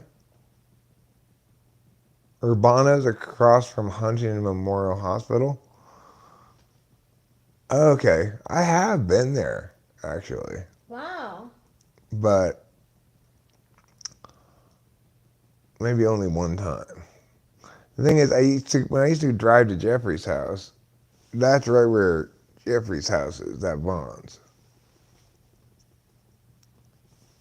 Also. That's when I went there. Well, I used to have to drive up there.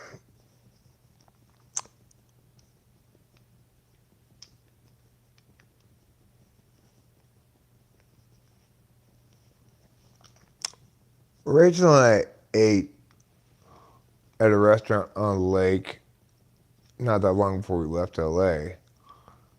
It was good. It was called like Wheat Town or something. Yeah. It was good. We liked it. I believe we had Brussels sprouts there. Oh yes. Yeah, they were good. They were good. Yeah.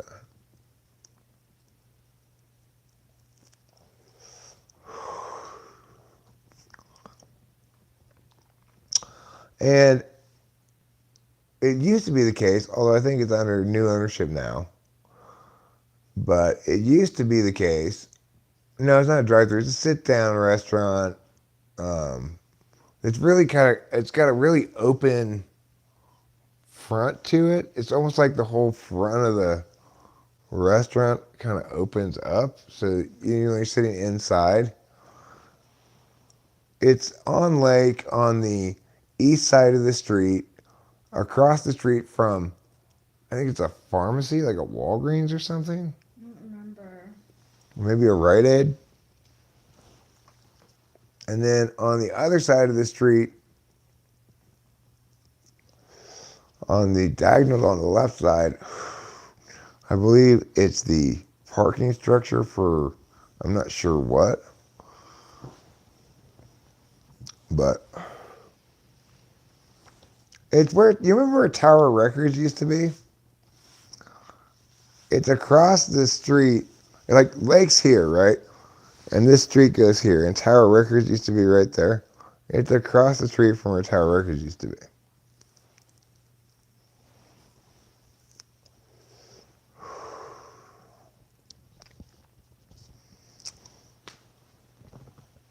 Yeah, it was good. I'd recommend it if you're on lake in Pasadena around dinner time on a weekday, because it's going to be jammed on the weekends. But I'd recommend going there. Yeah, Personally, I enjoyed it. did.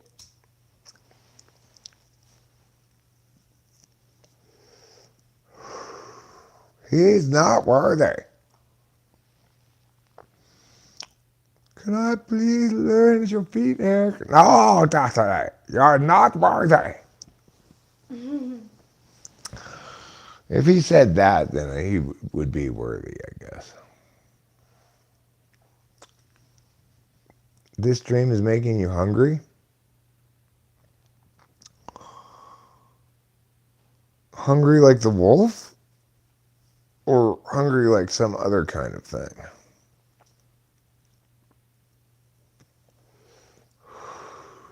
Well, okay, so you already live near a much better restaurant than that, though. You live right next to Casabianca. You should go eat there all the time. Mm-hmm. You should get lasagna every other day. Yeah.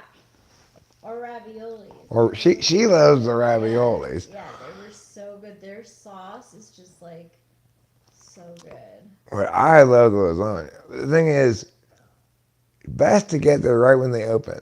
Because on 2 separate occasions I've gone there and they said, oh, we gotta make a new lasagna. It's gonna be 45 minutes.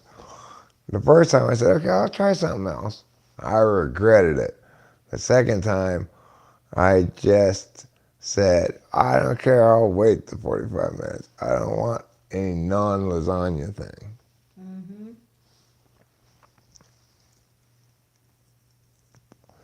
Yeah, totally, Acacia. That's a great idea. Next time we go down to LA, we'll call you up and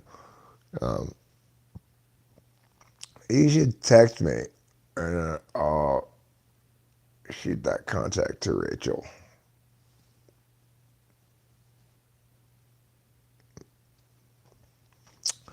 And that way, we can actually make that happen. Oh, do you want to come to our wedding, Acacia? You live relatively close to us. Yeah, you're pretty close to us. Would you like us to shoot you an invite so you have the information? Hey, you don't have to agree you're going to come to get invited. Would you like an invitation? Yeah. Well, the thing is, Acacia, it's possible to be misled by that restaurant depending on what you order. Because the thing the lady recommended I get when I didn't get lasagna that time was so much not as good as the lasagna. Yeah. Their pizza's good. Okay, well, yeah, don't shoot me a text, actually. Never mind. Shoot me an email. I don't get any text on my phone. Shoot me an email. And then we'll invite you, and I'll CC Rachel yours, so she'll have your email too.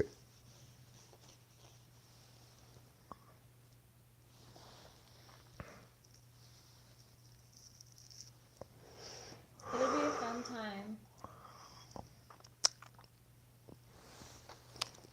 We're planning for fun anyway. Yes. I've programmed into the future DVR that day be fun. It's a little buggy.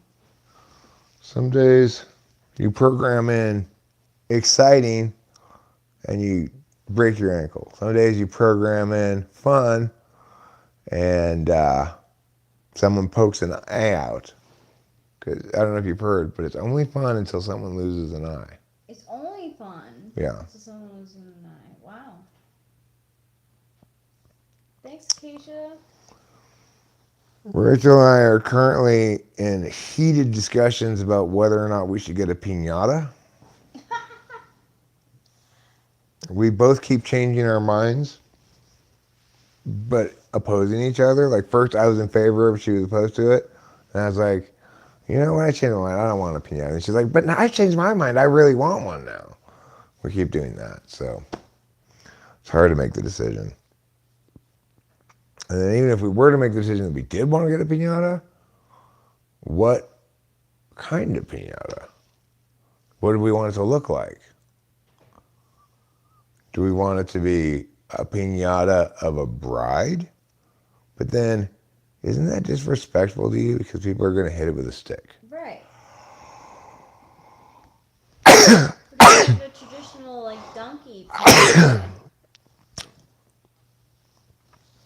How about a butterfly piñata since we're in Mariposa? Ooh, butterfly pinata, definitely appropriate. What would be cool is if instead of candy falling out, it's all those little teeny baggies and they were full of different things: pills, cocaine, speed, weed, a little bit of mushrooms, whatever. Then people would really go Oh man. after the bags that were inside the piñata. But instead, we'll probably just put candy in there if we have a piñata. And I'm not sure how enthusiastic adults are about hitting a piñata, but I've never heard of a wedding that has a piñata before. Neither. And you know how I like to be a trendsetter. You are. Yeah. Well, you are too. Thanks. Horse-trotting trons on trotting spans. Could I have a fatty after? You want me to roll you a double pape? Yeah. A dub pape. Okay. So I will then take this opportunity to teach the people. Yeah. I'm going to teach the people again how to do things. Yesterday, if you were here in the evening, I taught you how to clean out the cat box. I taught you how to take out some trash or whatever. Today, I'm going to teach you how to roll a dub pape. Now, let's say a regular size joint is fine and everything, but you want a fat cigar-y thing instead of a regular size joint. Well, then you might want to try a dub pape. Important thing to remember, you don't need all the whole double paper's worth of paper. So if you want to put it up a little bit there, that's fine. It doesn't have to be right at the edge. So first you're going to lick the under paper. The under paper, as for its name, is going to go under the over paper. And it's got to make it stick to itself like that. Now you've double paped. So begin referring to yourself as MC Double Pape. That'll help the rolling go more smoothly. You're going to scoop a lot of weed in here. Okay? Look how much. So much.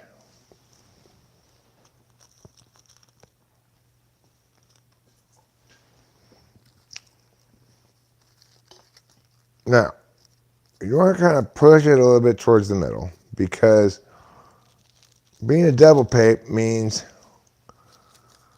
it's going to be a little bit more challenging to get it to tuck and roll, and you're going to end up pushing from the middle some out to the sides more than you would otherwise.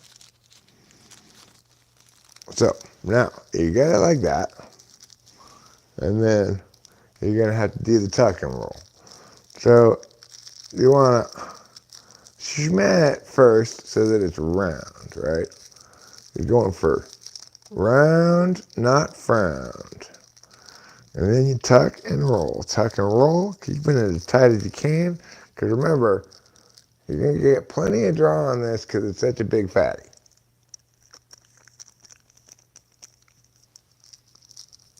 There. Wow, that's beautiful. Thank you so much. You're welcome so much. Which Native American tribe? I'm the one that gets the benefits, whatever the benefits are. I'm that one. That's good. Yeah, I'm one half Seminole, one half Apache, one half Sioux, one half Mayan, and one half Inuit. Now that you've seen me do it, your turn to try it at home. We can try it together, okay? Let's try it together. While you're preparing yours at home, I'll be preparing mine from step one, which we skipped in the previous joint because there was already ground wheat. But step one, of course, step one in life, baby's first birthday should include a really good weed grinder because that's something you're going to use and need for the rest of your life.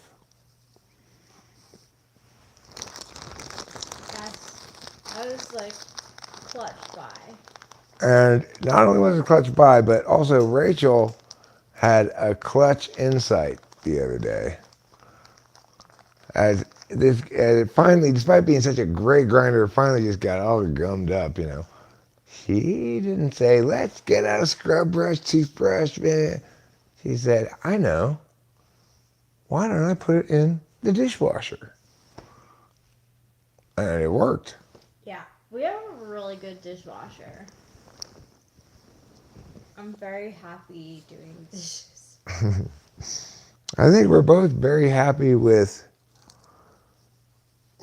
all the ways in which the house interfaces with us in terms of chores. Yeah, like we have really good washer and dryer too. Well, everything's so well laid out too. Like the trash cans are over there where they're like out of the way, but close enough to carry to. There's a direct route from the kitchen to there. There's an isolated cat box area in the garage, which also has the door directly out to the trash cans. The washer and dryer are good. The dishwasher's good. The oven's good. The sink's super huge and deep. Yeah. You know, so it's like yeah, so you could put pots and pans in there. Yeah. Every time you think to yourself, I need to plug something in, there's an outlet right where you are, just like unavoidably, whether it's inside or outside. It's so great.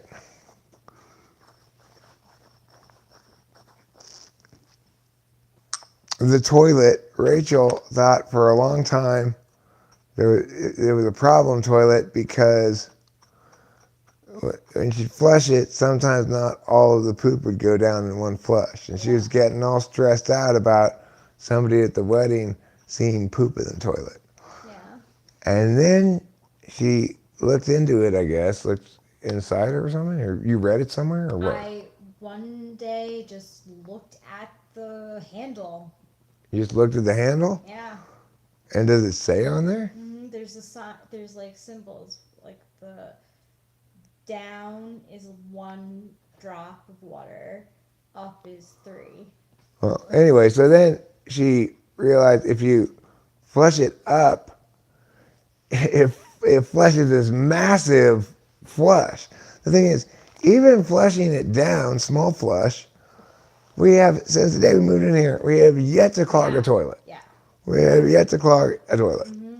And It's a big deal. we used to clog toilets in LA all the time. All the time. So the thing is, even when it was being in its water efficiency mode, it still never clogged. It just sometimes you had to flush it twice. With the up flush, it seems like there's no poop you could conceive of that it will not flush all the way down. They really made it so that like it will flush everything.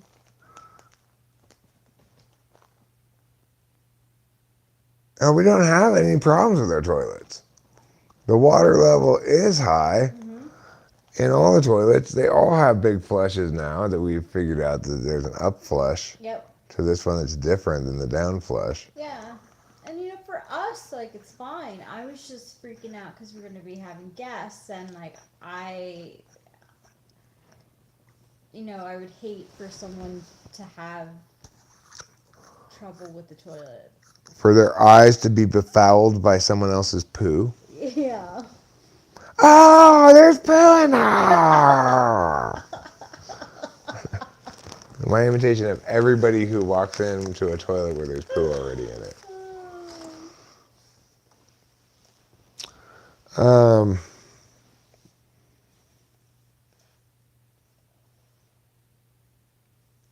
I mean, I don't think there's no poops are gonna break these toilets. I don't think.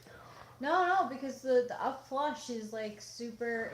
But It's set by a manufacturer. They know it's purposefully for big poops. but it's also a way bigger flush than a normal California big flush would be. We're lucky here. We have much better water pressure than California water pressure normally can be because of all the low flow shit. And because we use tank water, we're not taking away from California's water resources at all. It's all been collected by these tanks here for the purpose of, from rainwater and shit, for the purpose of giving water to this neighborhood. It's a neighborhood-owned water company. I mean, the neighborhood couldn't be any smaller. Like, it's just right up down there in the Heights Cove to the top of the hill there, down here to where Heights Cove turns into dirt road, and this one circle road that we're on. Like, it's a very small neighborhood to have its own water company.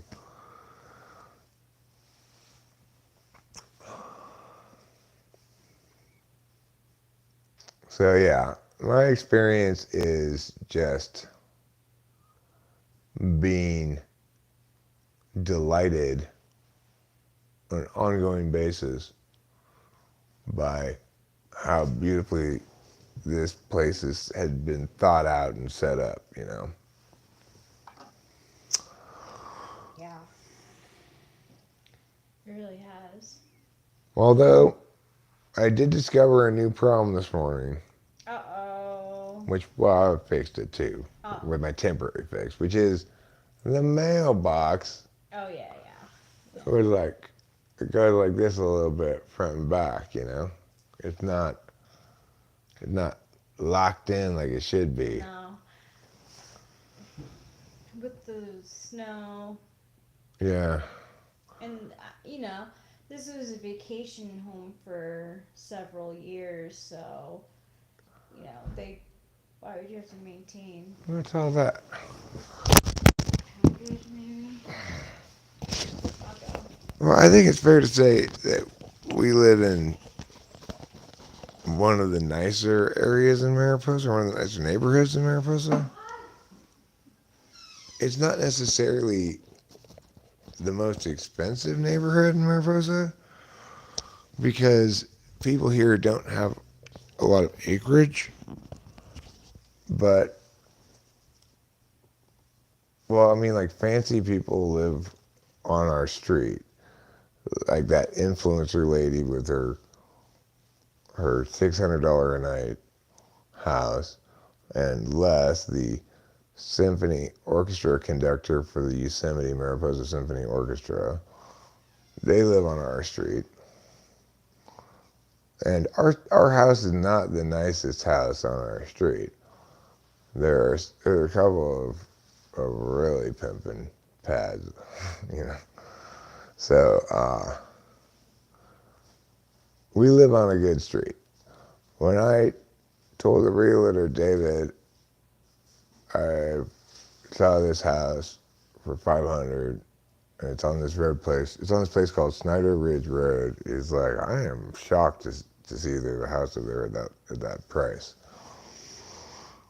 And, of course, they just dropped it $90,000 when I called them. So it had been $600 before I found it, before I saw it. And, I only got 1 acre. You got some stuff from the registry? Yeah. Oh, good for you. I hope it's something like, is that my cock ring? Oh my God! How did you know? I didn't expect it to come in such a big box. Well, um, It's a cat. It's the cat fountain. oh, it's a cat fountain. Yeah. That's not on our registry, was it? Oh, you put it on the registry. Yeah. No. I did get stuff from the registry. This is stuff that I ordered for the cats. Oh, okay, cool. Yeah, we're on kind of a fancy street, but it's not like ours is the most expensive house in Mariposa. So lots of places around here are millions of dollars because they come with 100 acres or something, you know.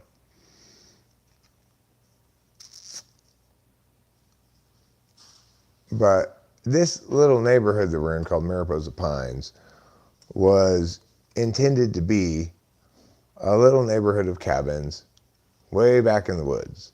When it was initially made, I'm sure it was that way. Now, it doesn't really feel so isolated because I'm sure because the world's a lot more crowded, but it's still about as far back as you can get. And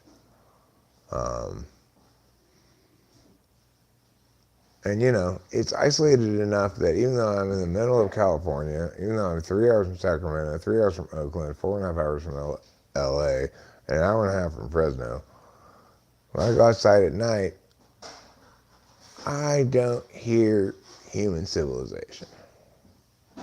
And that has been the most delightful delight that I didn't think about, but that I've experienced since coming here, is the absence of horrible noises all the time. Sure, we get some occasional chainsaw sounds. Occasionally we get a loud quad drive by or whatever. Like Sunday, somebody drove by our house in a very loud quad. And I got the impression, I couldn't confirm it or anything, but I had the impression that it's somebody who'd driven their quad down here to like Heights Cove where the dirt road starts and the wilderness road start, so that they could take their quad rather than them living here, you know. So, you know, we probably do get an occasional visitor, but I expect that to the extent that there's loudness associated with wilderness vehicle and such, that's mostly limited to the weekends, and that it's mostly going to happen during certain times of year. Occasionally we'll hear gunfire off in the forest. Somebody's shooting pine cones or whatever. But when I go stand on the deck, like last night when I went out there, what did I hear? I hear a trickling stream, a couple of frogs, and that's it. And the sound of an inky night sky. Well, not last night. Not last night I didn't have the dog.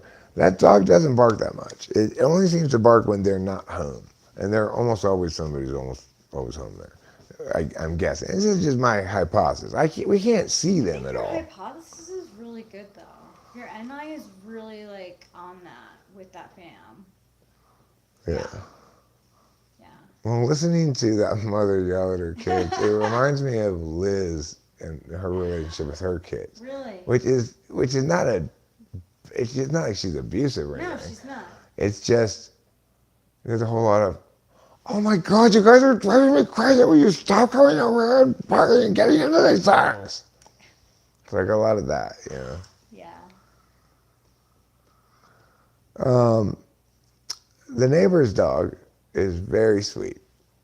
That black dog from Oh, so cute. Lulu. Lulu. She's super sweet. There's nothing remotely scary about this No, dog. I still do. Like, I don't mean to, but I think I'm gonna be better because she's so sweet. She's a big love bug. She's a big love bug. Les's dog. Les's dog is not reprimanded enough. Yeah, well, no, I think the bottom line is Les is constantly exuding nervous energy into the dog So about instead the of dog. commanding, Right. what Like, he ends up. yes, he should absolutely like smack the dog's nose when it does shit like that. Yes. As I would have done with my dog for sure. Right. That's when you do that, they learn. It's But not abusive. but additionally, it's like he's like Dave's dad used to be with his dog. He wants to split the difference between involving his dog and keeping his dog Oh. separate, you know? Oh. And dogs need clarity like anybody does. Yeah, they do. Dogs need a lot of clarity. I learned that from like a friend who had her dog was a husky and sweet, but still a husky. You know, they push boundaries.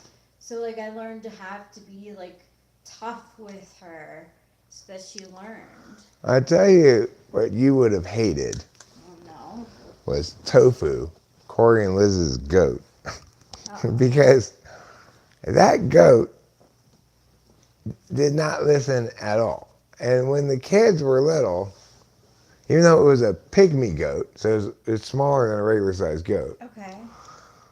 it kept running up to them and butting them over with its head and knocking the kids Oh over. my gosh! You know, invariably, at first it's like the one was like, yeah, the goat. And he's like, and I pick her up and I'm sorry, baby. You know how Tofu is. He likes to push you guys over. Why does he bring us over? Because he's a goat and he doesn't listen to anybody. Having a goat is a bad idea. Is that what you came to the conclusion? Is that Well, I did, but not because of that. Because that was only a small stretch of their childhood until they got a little bit bigger, and then the goat didn't push them over anymore, right? Oh. And they had the goat for a lot longer than the pushing over the kids part.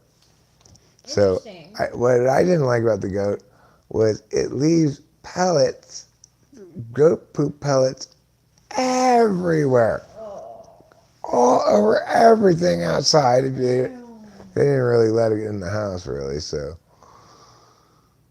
but you go to stand outside and smoke a cigarette, it's just everywhere you step is goat poop pellets. No. That's like when geese take over. I've seen the Cesar Millan Eric Cartman episode. It's a good episode.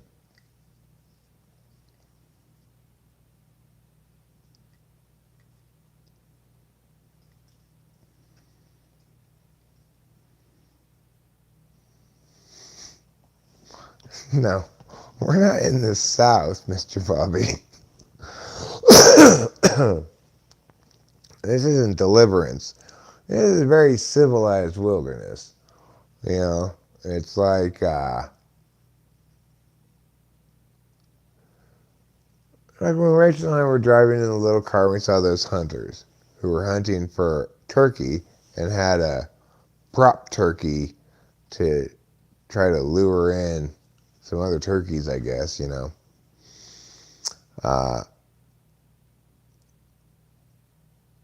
It was just like, good morning.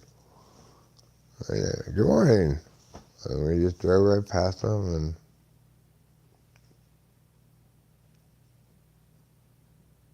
and it made me feel so good to see, hey, there are real American men out hunting turkeys near me.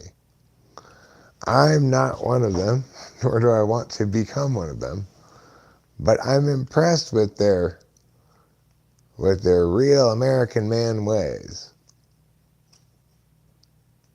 And I love to be a place where that kind of shit goes down.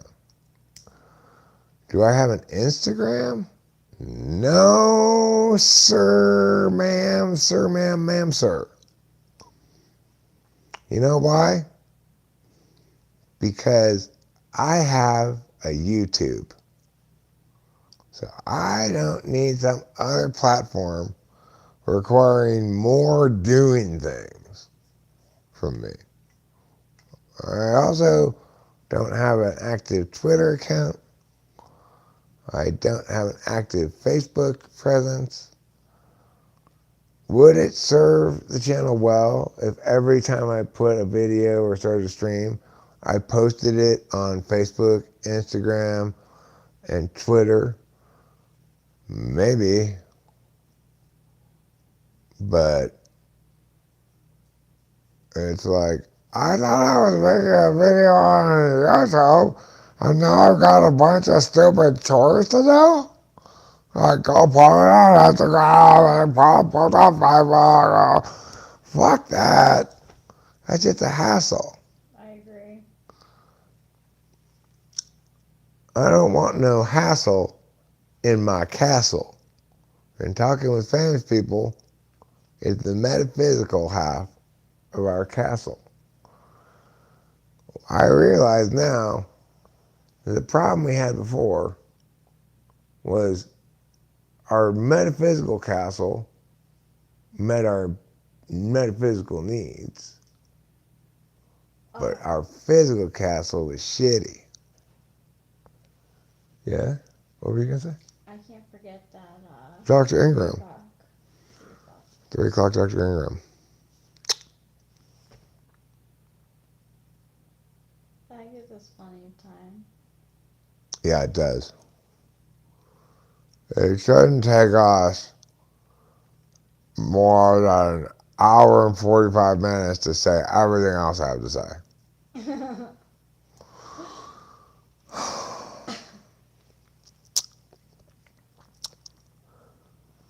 So, yeah, I don't want to have a rain gutter solution that costs $6,200.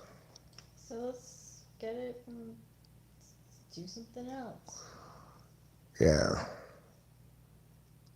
I wonder if I should just hire a rain gutter cleaner outer. Yeah. I wonder how much that would cost. I don't really want to clean out all the rain gutters myself. I will do all the painting. So then, yeah. Just do that.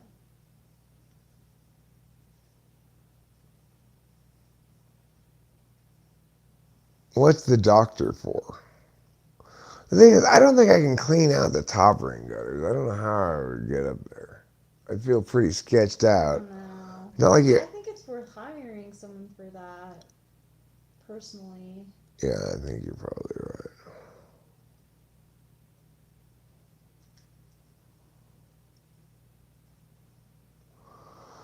I mean, it is the case, New Group, that I'm hopeful of avoiding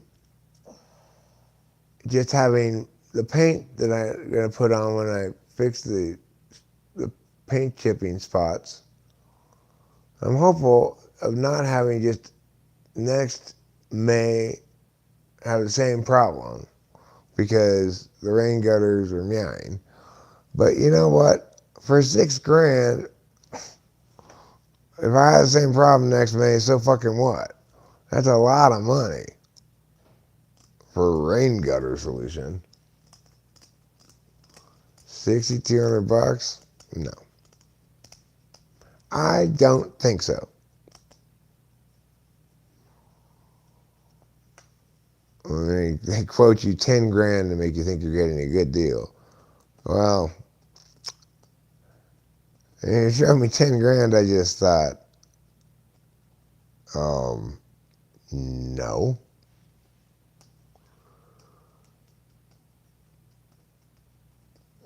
You know, it's like, if you're going to pay 10 grand for your rain gutter solution, that's like 1/50th the cost of the whole house. I think that's too much. I could probably scoop out some of the low-hanging gutters, main goops, and then maybe shop vac out the littler stuff. El Guapo. I am very, very guapo. Guapo means handsome, of course. It's Spanish. And I say, to me, handsome is hate speech. Really? Yeah. Okay? I'm pretty. And I don't appreciate being called handsome because it suggests that I'm not pretty. I'm sorry. Yeah. And I am as pretty as a baby chicken on Easter Sunday. Aww, you are. Mm-hmm. Believe it or not, these are my natural eyelashes. Wow. Mm. You look like fox fur. Yeah. Some people have said that they see my eyes and they immediately think giraffe lashes because giraffes have huge eyelashes. Have you ever seen a giraffe's eyelashes? Let me show you.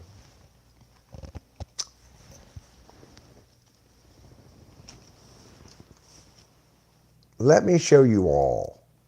Let me finally show you all the true meaning of killing the eyelashes.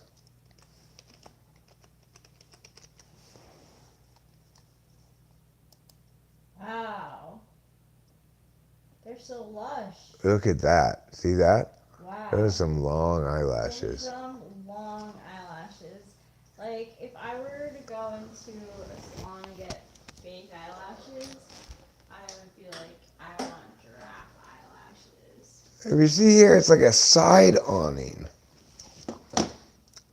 It comes off the side of the eye and makes a little awning that keeps the rain off of your eyes. It keeps the sun off of your eyes. And it is as seductive as two titties and a vagina. Which are pretty seductive things. They are. Look at this one. Look how seductive this one is. Right here. It is. Right, this is the most seductive giraffe of all. If you want to be seduced by a giraffe, I suggest this one.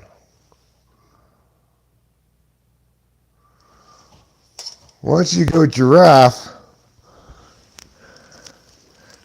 you'll always have a carafe. What else rhymes with giraffe? Staff, Giraffe staff. laugh, calf, chaff. Once you go giraffe, it's only wheat and never chaff. That'd be a good saying. I like that. The taller the giraffe, the sweeter the juice. That's a good saying as well.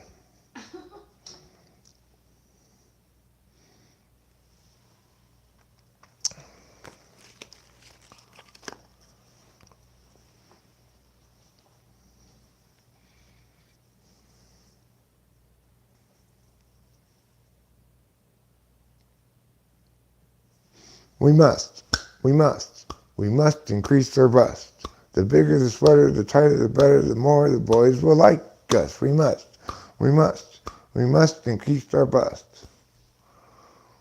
That's what the girls are saying in middle school. I said, why are you chanting that chant? And they said, because we must increase our bust. The bigger, the better, the tighter the sweater, the more the boys will like us. We must. No, it was a real chant from my childhood. I'm not making that up. What? It was a real chant from my middle school Wow. that I remember hearing. Oh my gosh, I've never heard that before. Yeah, I didn't make it up. It seems so forthright, and it's and it's like girls. The girls are just like straight up okay with in that chant with the only defining factor for us is what the boys will like. Yeah.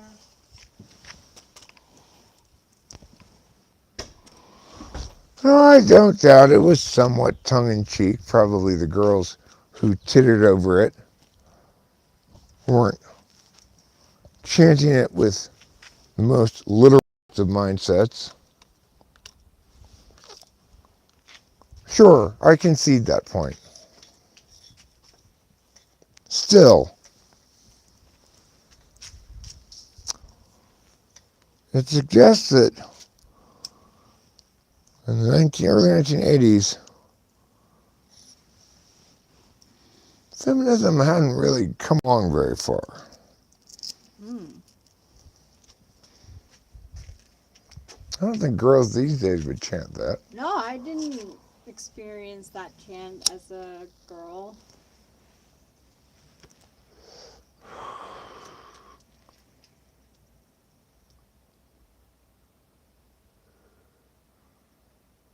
Of course, the thing about that chant is they cannot do what they're claiming they must do. There isn't boob growing exercises. No.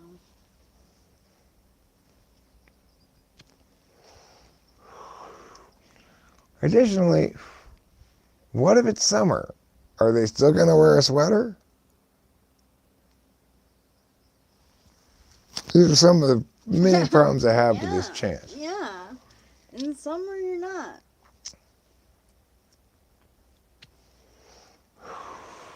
And lastly, maybe the great tragedy of Soli Moonfry occurred because she took that chant too seriously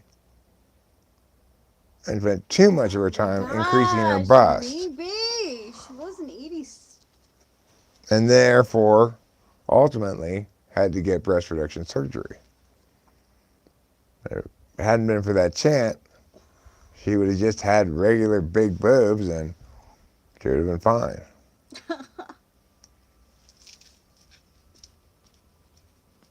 I know a girl who got a breast reduction, but she said it was because of her back. Man, she was spending too much time standing up. You recommend sitting down? What she needed was a counterweight. So it's like a regular bra, except there's a rock.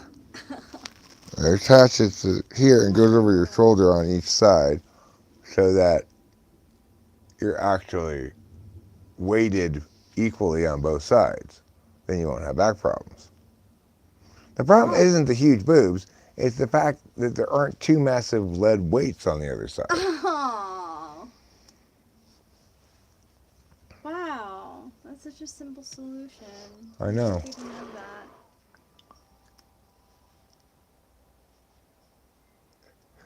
that. As scientists around the world scramble to remove that excuse from women, we've got to do something about back problems in big-titted women.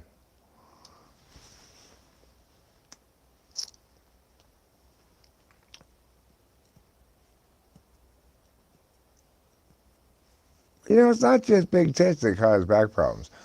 When I worked for LA County Office of Education, it was at East San Gabriel Valley PAU, the on-site, and when I was doing the job, I was lifting those people all the time onto the table. I hurt my back pretty good one time, and I was walking around like this for several days. Yeah, well, it got better.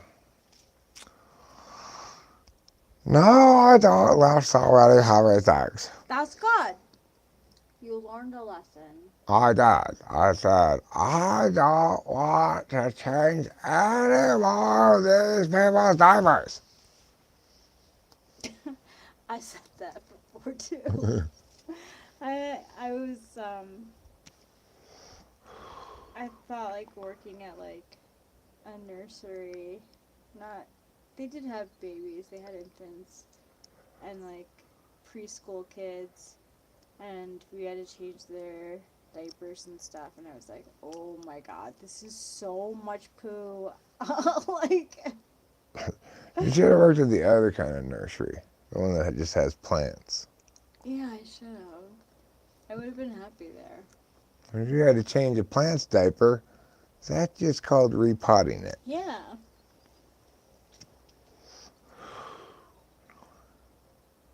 You know, weird how that stick is sticking out of the middle of that stump right there? It is weird.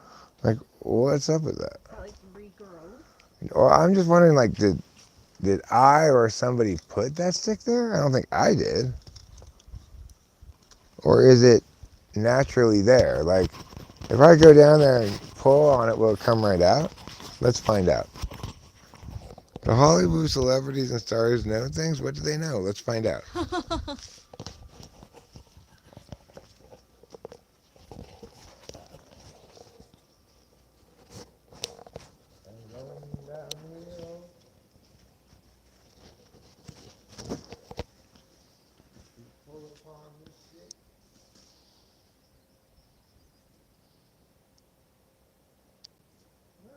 Totally like not pushed there. That's like, I can't even imagine what this is. So weird.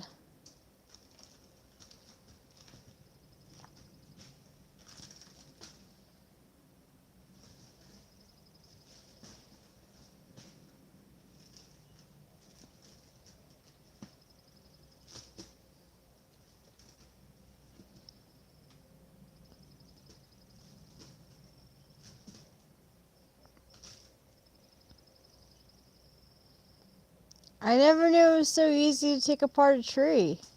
Well, this one's been dead for a long time. Mm.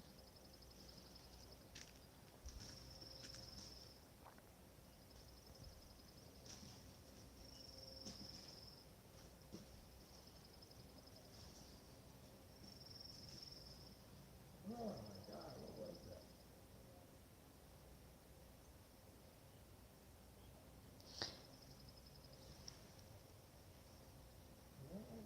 Massive black fire. Or was it a beetle? I don't know. Anyway, now I did that. Now you did that. You've been doing things today. But the mail lady didn't go over the thing How do you know? because it was her that delivered those packages in the mail. Oh, well, she had to drive down anyway then. She didn't say anything. If you didn't drive over because you didn't like it, she would have said something probably. She would have. She said, "Nice day." I was like, "Yes. Have a good one." Well, I'm glad we preserved our cordial relationship with the mailman. Me too. I'm sure as Eric's ranting and raving about how he's going, rah, rah, rah, rah, rah, Rachel's probably thinking, oh, God. No, I totally see. The thing is, my problem is that I side with you. Like I see it as a problem too, and I want to fix it somehow. But I want you to be the one to come up with the solution for it because it's nagging you so much. Yeah, well, in this case, the solution was don't let it nag me so much.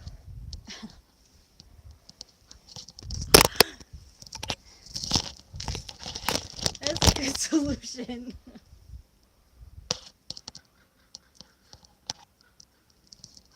going to untangle this while I have the chance to. It's not clipped on just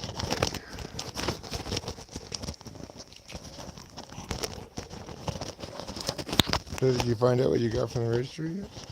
No. You want to open it on camera? Yeah.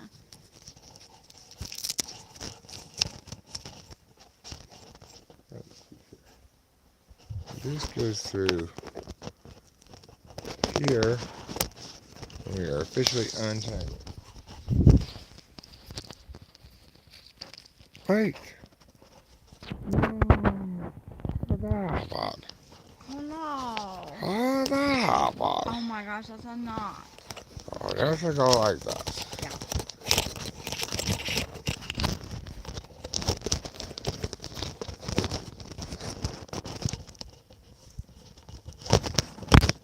Out through there, around the house it goes, and there.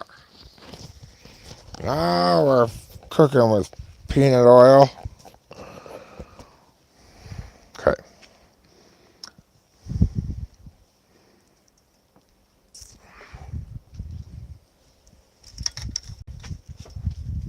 Okay.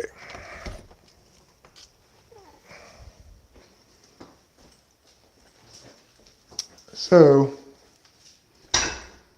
now that we're done going outside and knocking over that tree for no reason, now I find myself thinking, did I make more of a mess or does it look like less of a mess? I don't know. I don't know because I consider myself to be a messy person, so I can't see messes. I mean, that tree already looked messy as it was. I just Yeah. pushed it over. Yeah. But that stick in the middle, how did that stay? Like, what's up with that? That should be in the middle of the tree. It shouldn't be a stick like that has little branches coming out of it. Anyway, it's a mystery. Probably a Sasquatch thing. Probably. Probably Sasquatches farm their trees like that. But just why? So I'll throw this out. I'll keep the paperwork if you want me to. Yes, just Just keep throw this that. out? Yeah, throw that little booklet out. Just keep that paper, I guess. Yeah. I'll keep it just in case. The mailman woman. We have a woman mailman. But I don't want to say mail person. And letter carrier just sounds like you don't know the word for mailman. I am tall. I am 6'4", maybe and a half. Yeah, you're a tall guy. Tall glass of water. The Mark Eden slogan. They sold breast-enhancing cream in women's magazines. The exercise classes would chant, "We must, we must, we must increase our busts," as they pushed their palms together and flexed busts. Huh. Winston's mom knows that saying. Wow. It must have died maybe in the 90s. Yeah, it must have died before you hit middle school.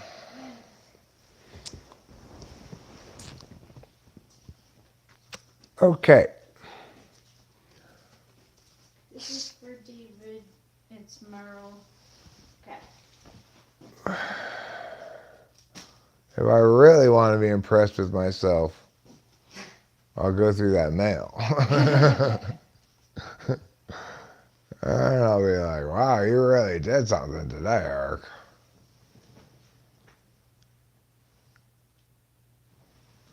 That's my belly.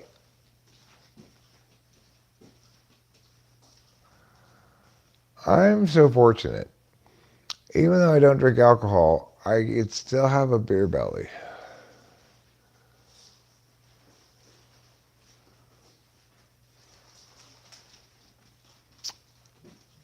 Okay, here we go with some package opening. Are you ready for a package? I am ready for a package. Do you want me to cut it open? And That then would you be can open it. fabulous.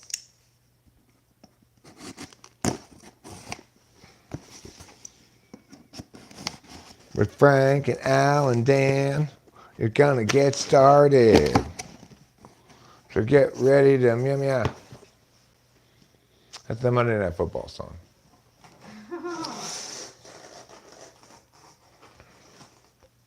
Of course, it's been a long time since it was Frank and Al and Dan. Yay. That's such girly stuff. What'd you get?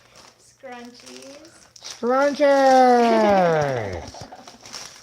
Just don't try to wear those to the Kentucky Derby. Yeah. Don't wear it? To the Kentucky Derby. No, not to the Kentucky Derby. Shall we see what else you got? There's more stuff in here. Oh, there's more things to know. A necklace with beads. That's a beautiful necklace.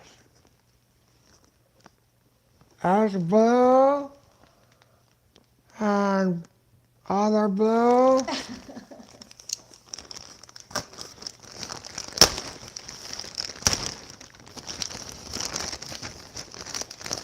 Let's see what's on this one. Oh, there's more things. There's also this. That's a beautiful little thing. That's a beautiful little thing. You know all about that. Yeah. What else I got? Lip balm.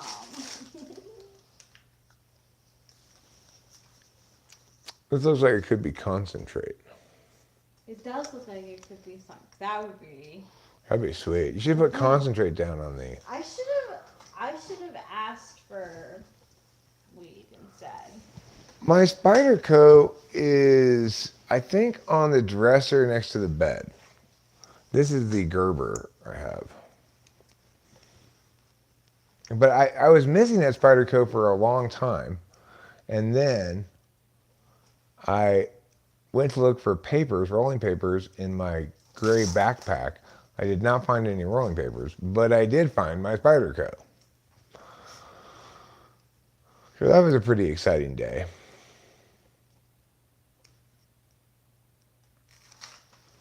What do you got? Clips for when I do on my makeup, but like they're so nice that I think I could wear them regularly. They're what? They're creaseless clips. For your makeup? Yeah, like on the box in the back it says use for when you do your makeup. Where do you put them on? Your cheeks? On your hair, here. Oh. Upgrade your hair and makeup routine without leaving a dent. Use when applying skincare products or makeup to secure your hair away from your face. Oh. So they're just regular hair clips. Yeah. That was nice though. Well, good job. Yeah. And then, ooh. Rachel likes girl toys. All of these things are called generally girl toys. I know, it's so girly. You know, clothes don't qualify as girl toys. They qualify as clothes. You can judge that. Well, is that a shirt? Is it a shirt? No. Is it a pants? No. Is it a dress? Yeah. How long is it? I don't think too long. Okay, well, just remember, you have to cover every inch of flesh, or else you'll drive men wild with lust.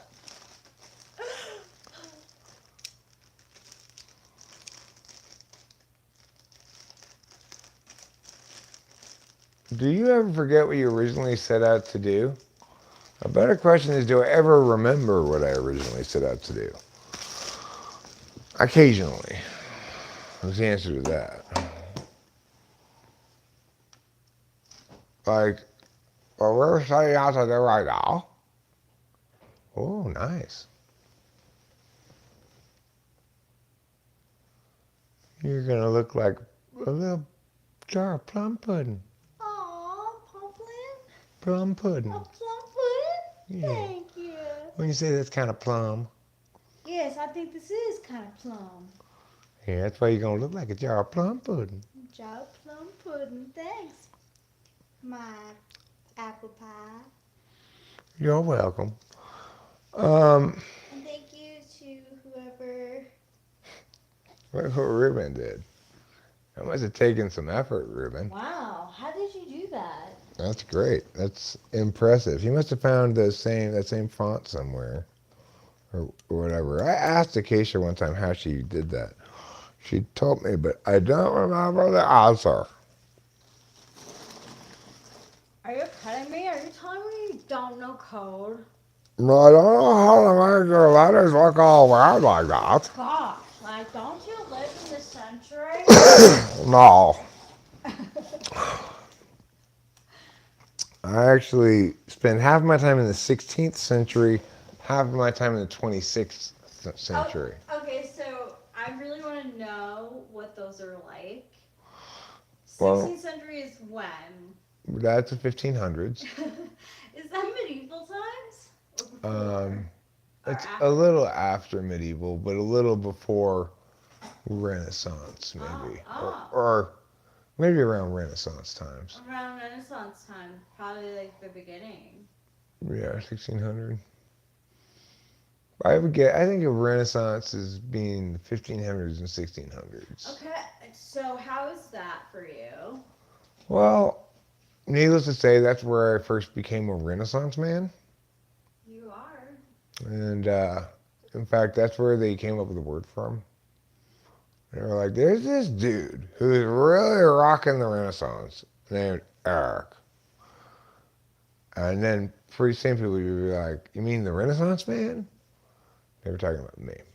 Because I was killing it. I was killing it during the Renaissance. I was painting lifelike paintings of nobles. I was writing philosophy, questioning whether or not the church should really be so all-consumingly powerful regarding our general understandings of the universe, other things like that. That's what I did during the Renaissance. I was basically getting the jump on the Enlightenment. Yeah. I was the Rosa Parks that led the civil rights movement that freed us from the Renaissance and brought us into the Enlightenment. Okay, so what's 2600 like? 2600 is pretty drab. Everybody seems to really be into different shades of beige. Oh no! And I'll tell you what surprises me is stucco came back. Stucco is Oh, huge in 2600. no! Yeah, but also sunken living rooms are back in.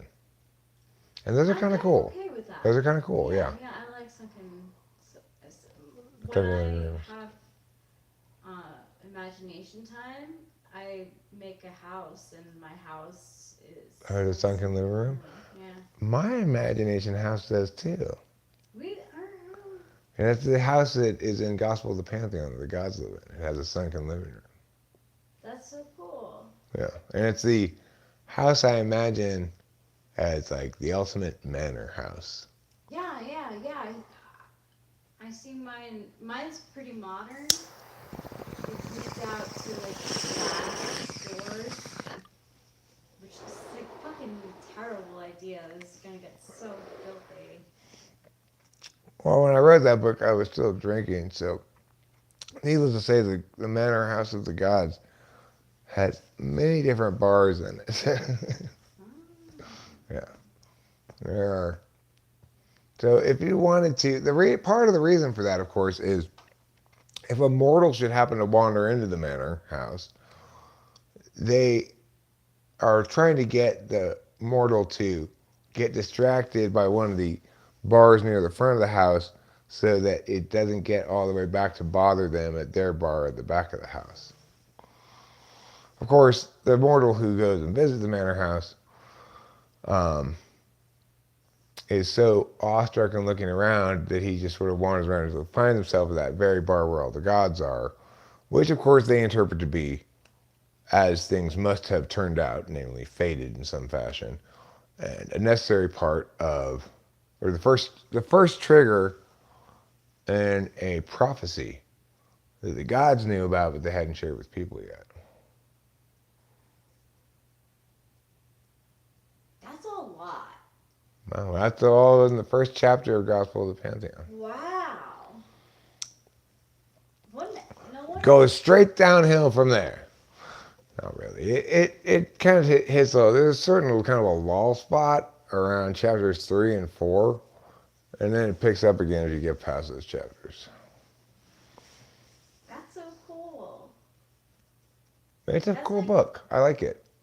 I should really like. Well, I've listened to you read it on YouTube. Oh, you have? Yeah. It was really cool. I like it a lot. It was very listenable. Thanks. I never finished reading it out loud. Maybe I should do that. I should go back and finish reading it out loud. Yeah. Don't forget today you got a 3 o'clock with Ingrid.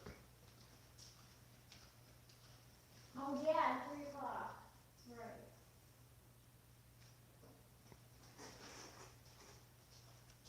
The next time someone announces he plans to get medieval on your ass, tell him you're going to get Renaissance on his gonads. Okay. I'm going to get Elizabethan Boxes. on your pituitary glands. The boxes next to the trash can are ones that I will cut apart. Okay. Yeah, I just put them there for now. You don't have to cut that apart. I consider that part of my job. Okay, I'll cut off your boxes. You just leave them there. fine. If you're going to cut up boxes upstairs and put them in one of those big black bags, Yeah. I like that. That's fine. But any boxes that end up down here, whether you just decide to put them by the trash can or just they end up here for whatever reason, I will cut those ones up. Okay, thank you. Sure.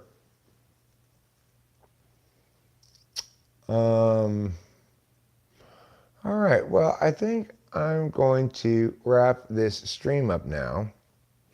I'd like to finish making the little video that I was making about fixing by the mailbox. It's almost done. I just need to add a couple last little videos, edit them, and then it'll be done. It'll be under 10 minutes long, and it's action-packed. You guys should really be looking forward to this video because you're going to see a thing that's like a tire track's worth of mud transformed into a magical platform of stability, able to support the weight of 1,000 cars. And then you're gonna leave a comment that says, "Wow, Eric, you did such a good job with that." And then I'll be like, "I know, right?" Or more likely, that you're gonna see like, "Eric, why did you do it like that?" And I'll say, "Because I didn't know how to do it." Anyway, goodbye, good night, good luck. I love you with the heart of emotions within me.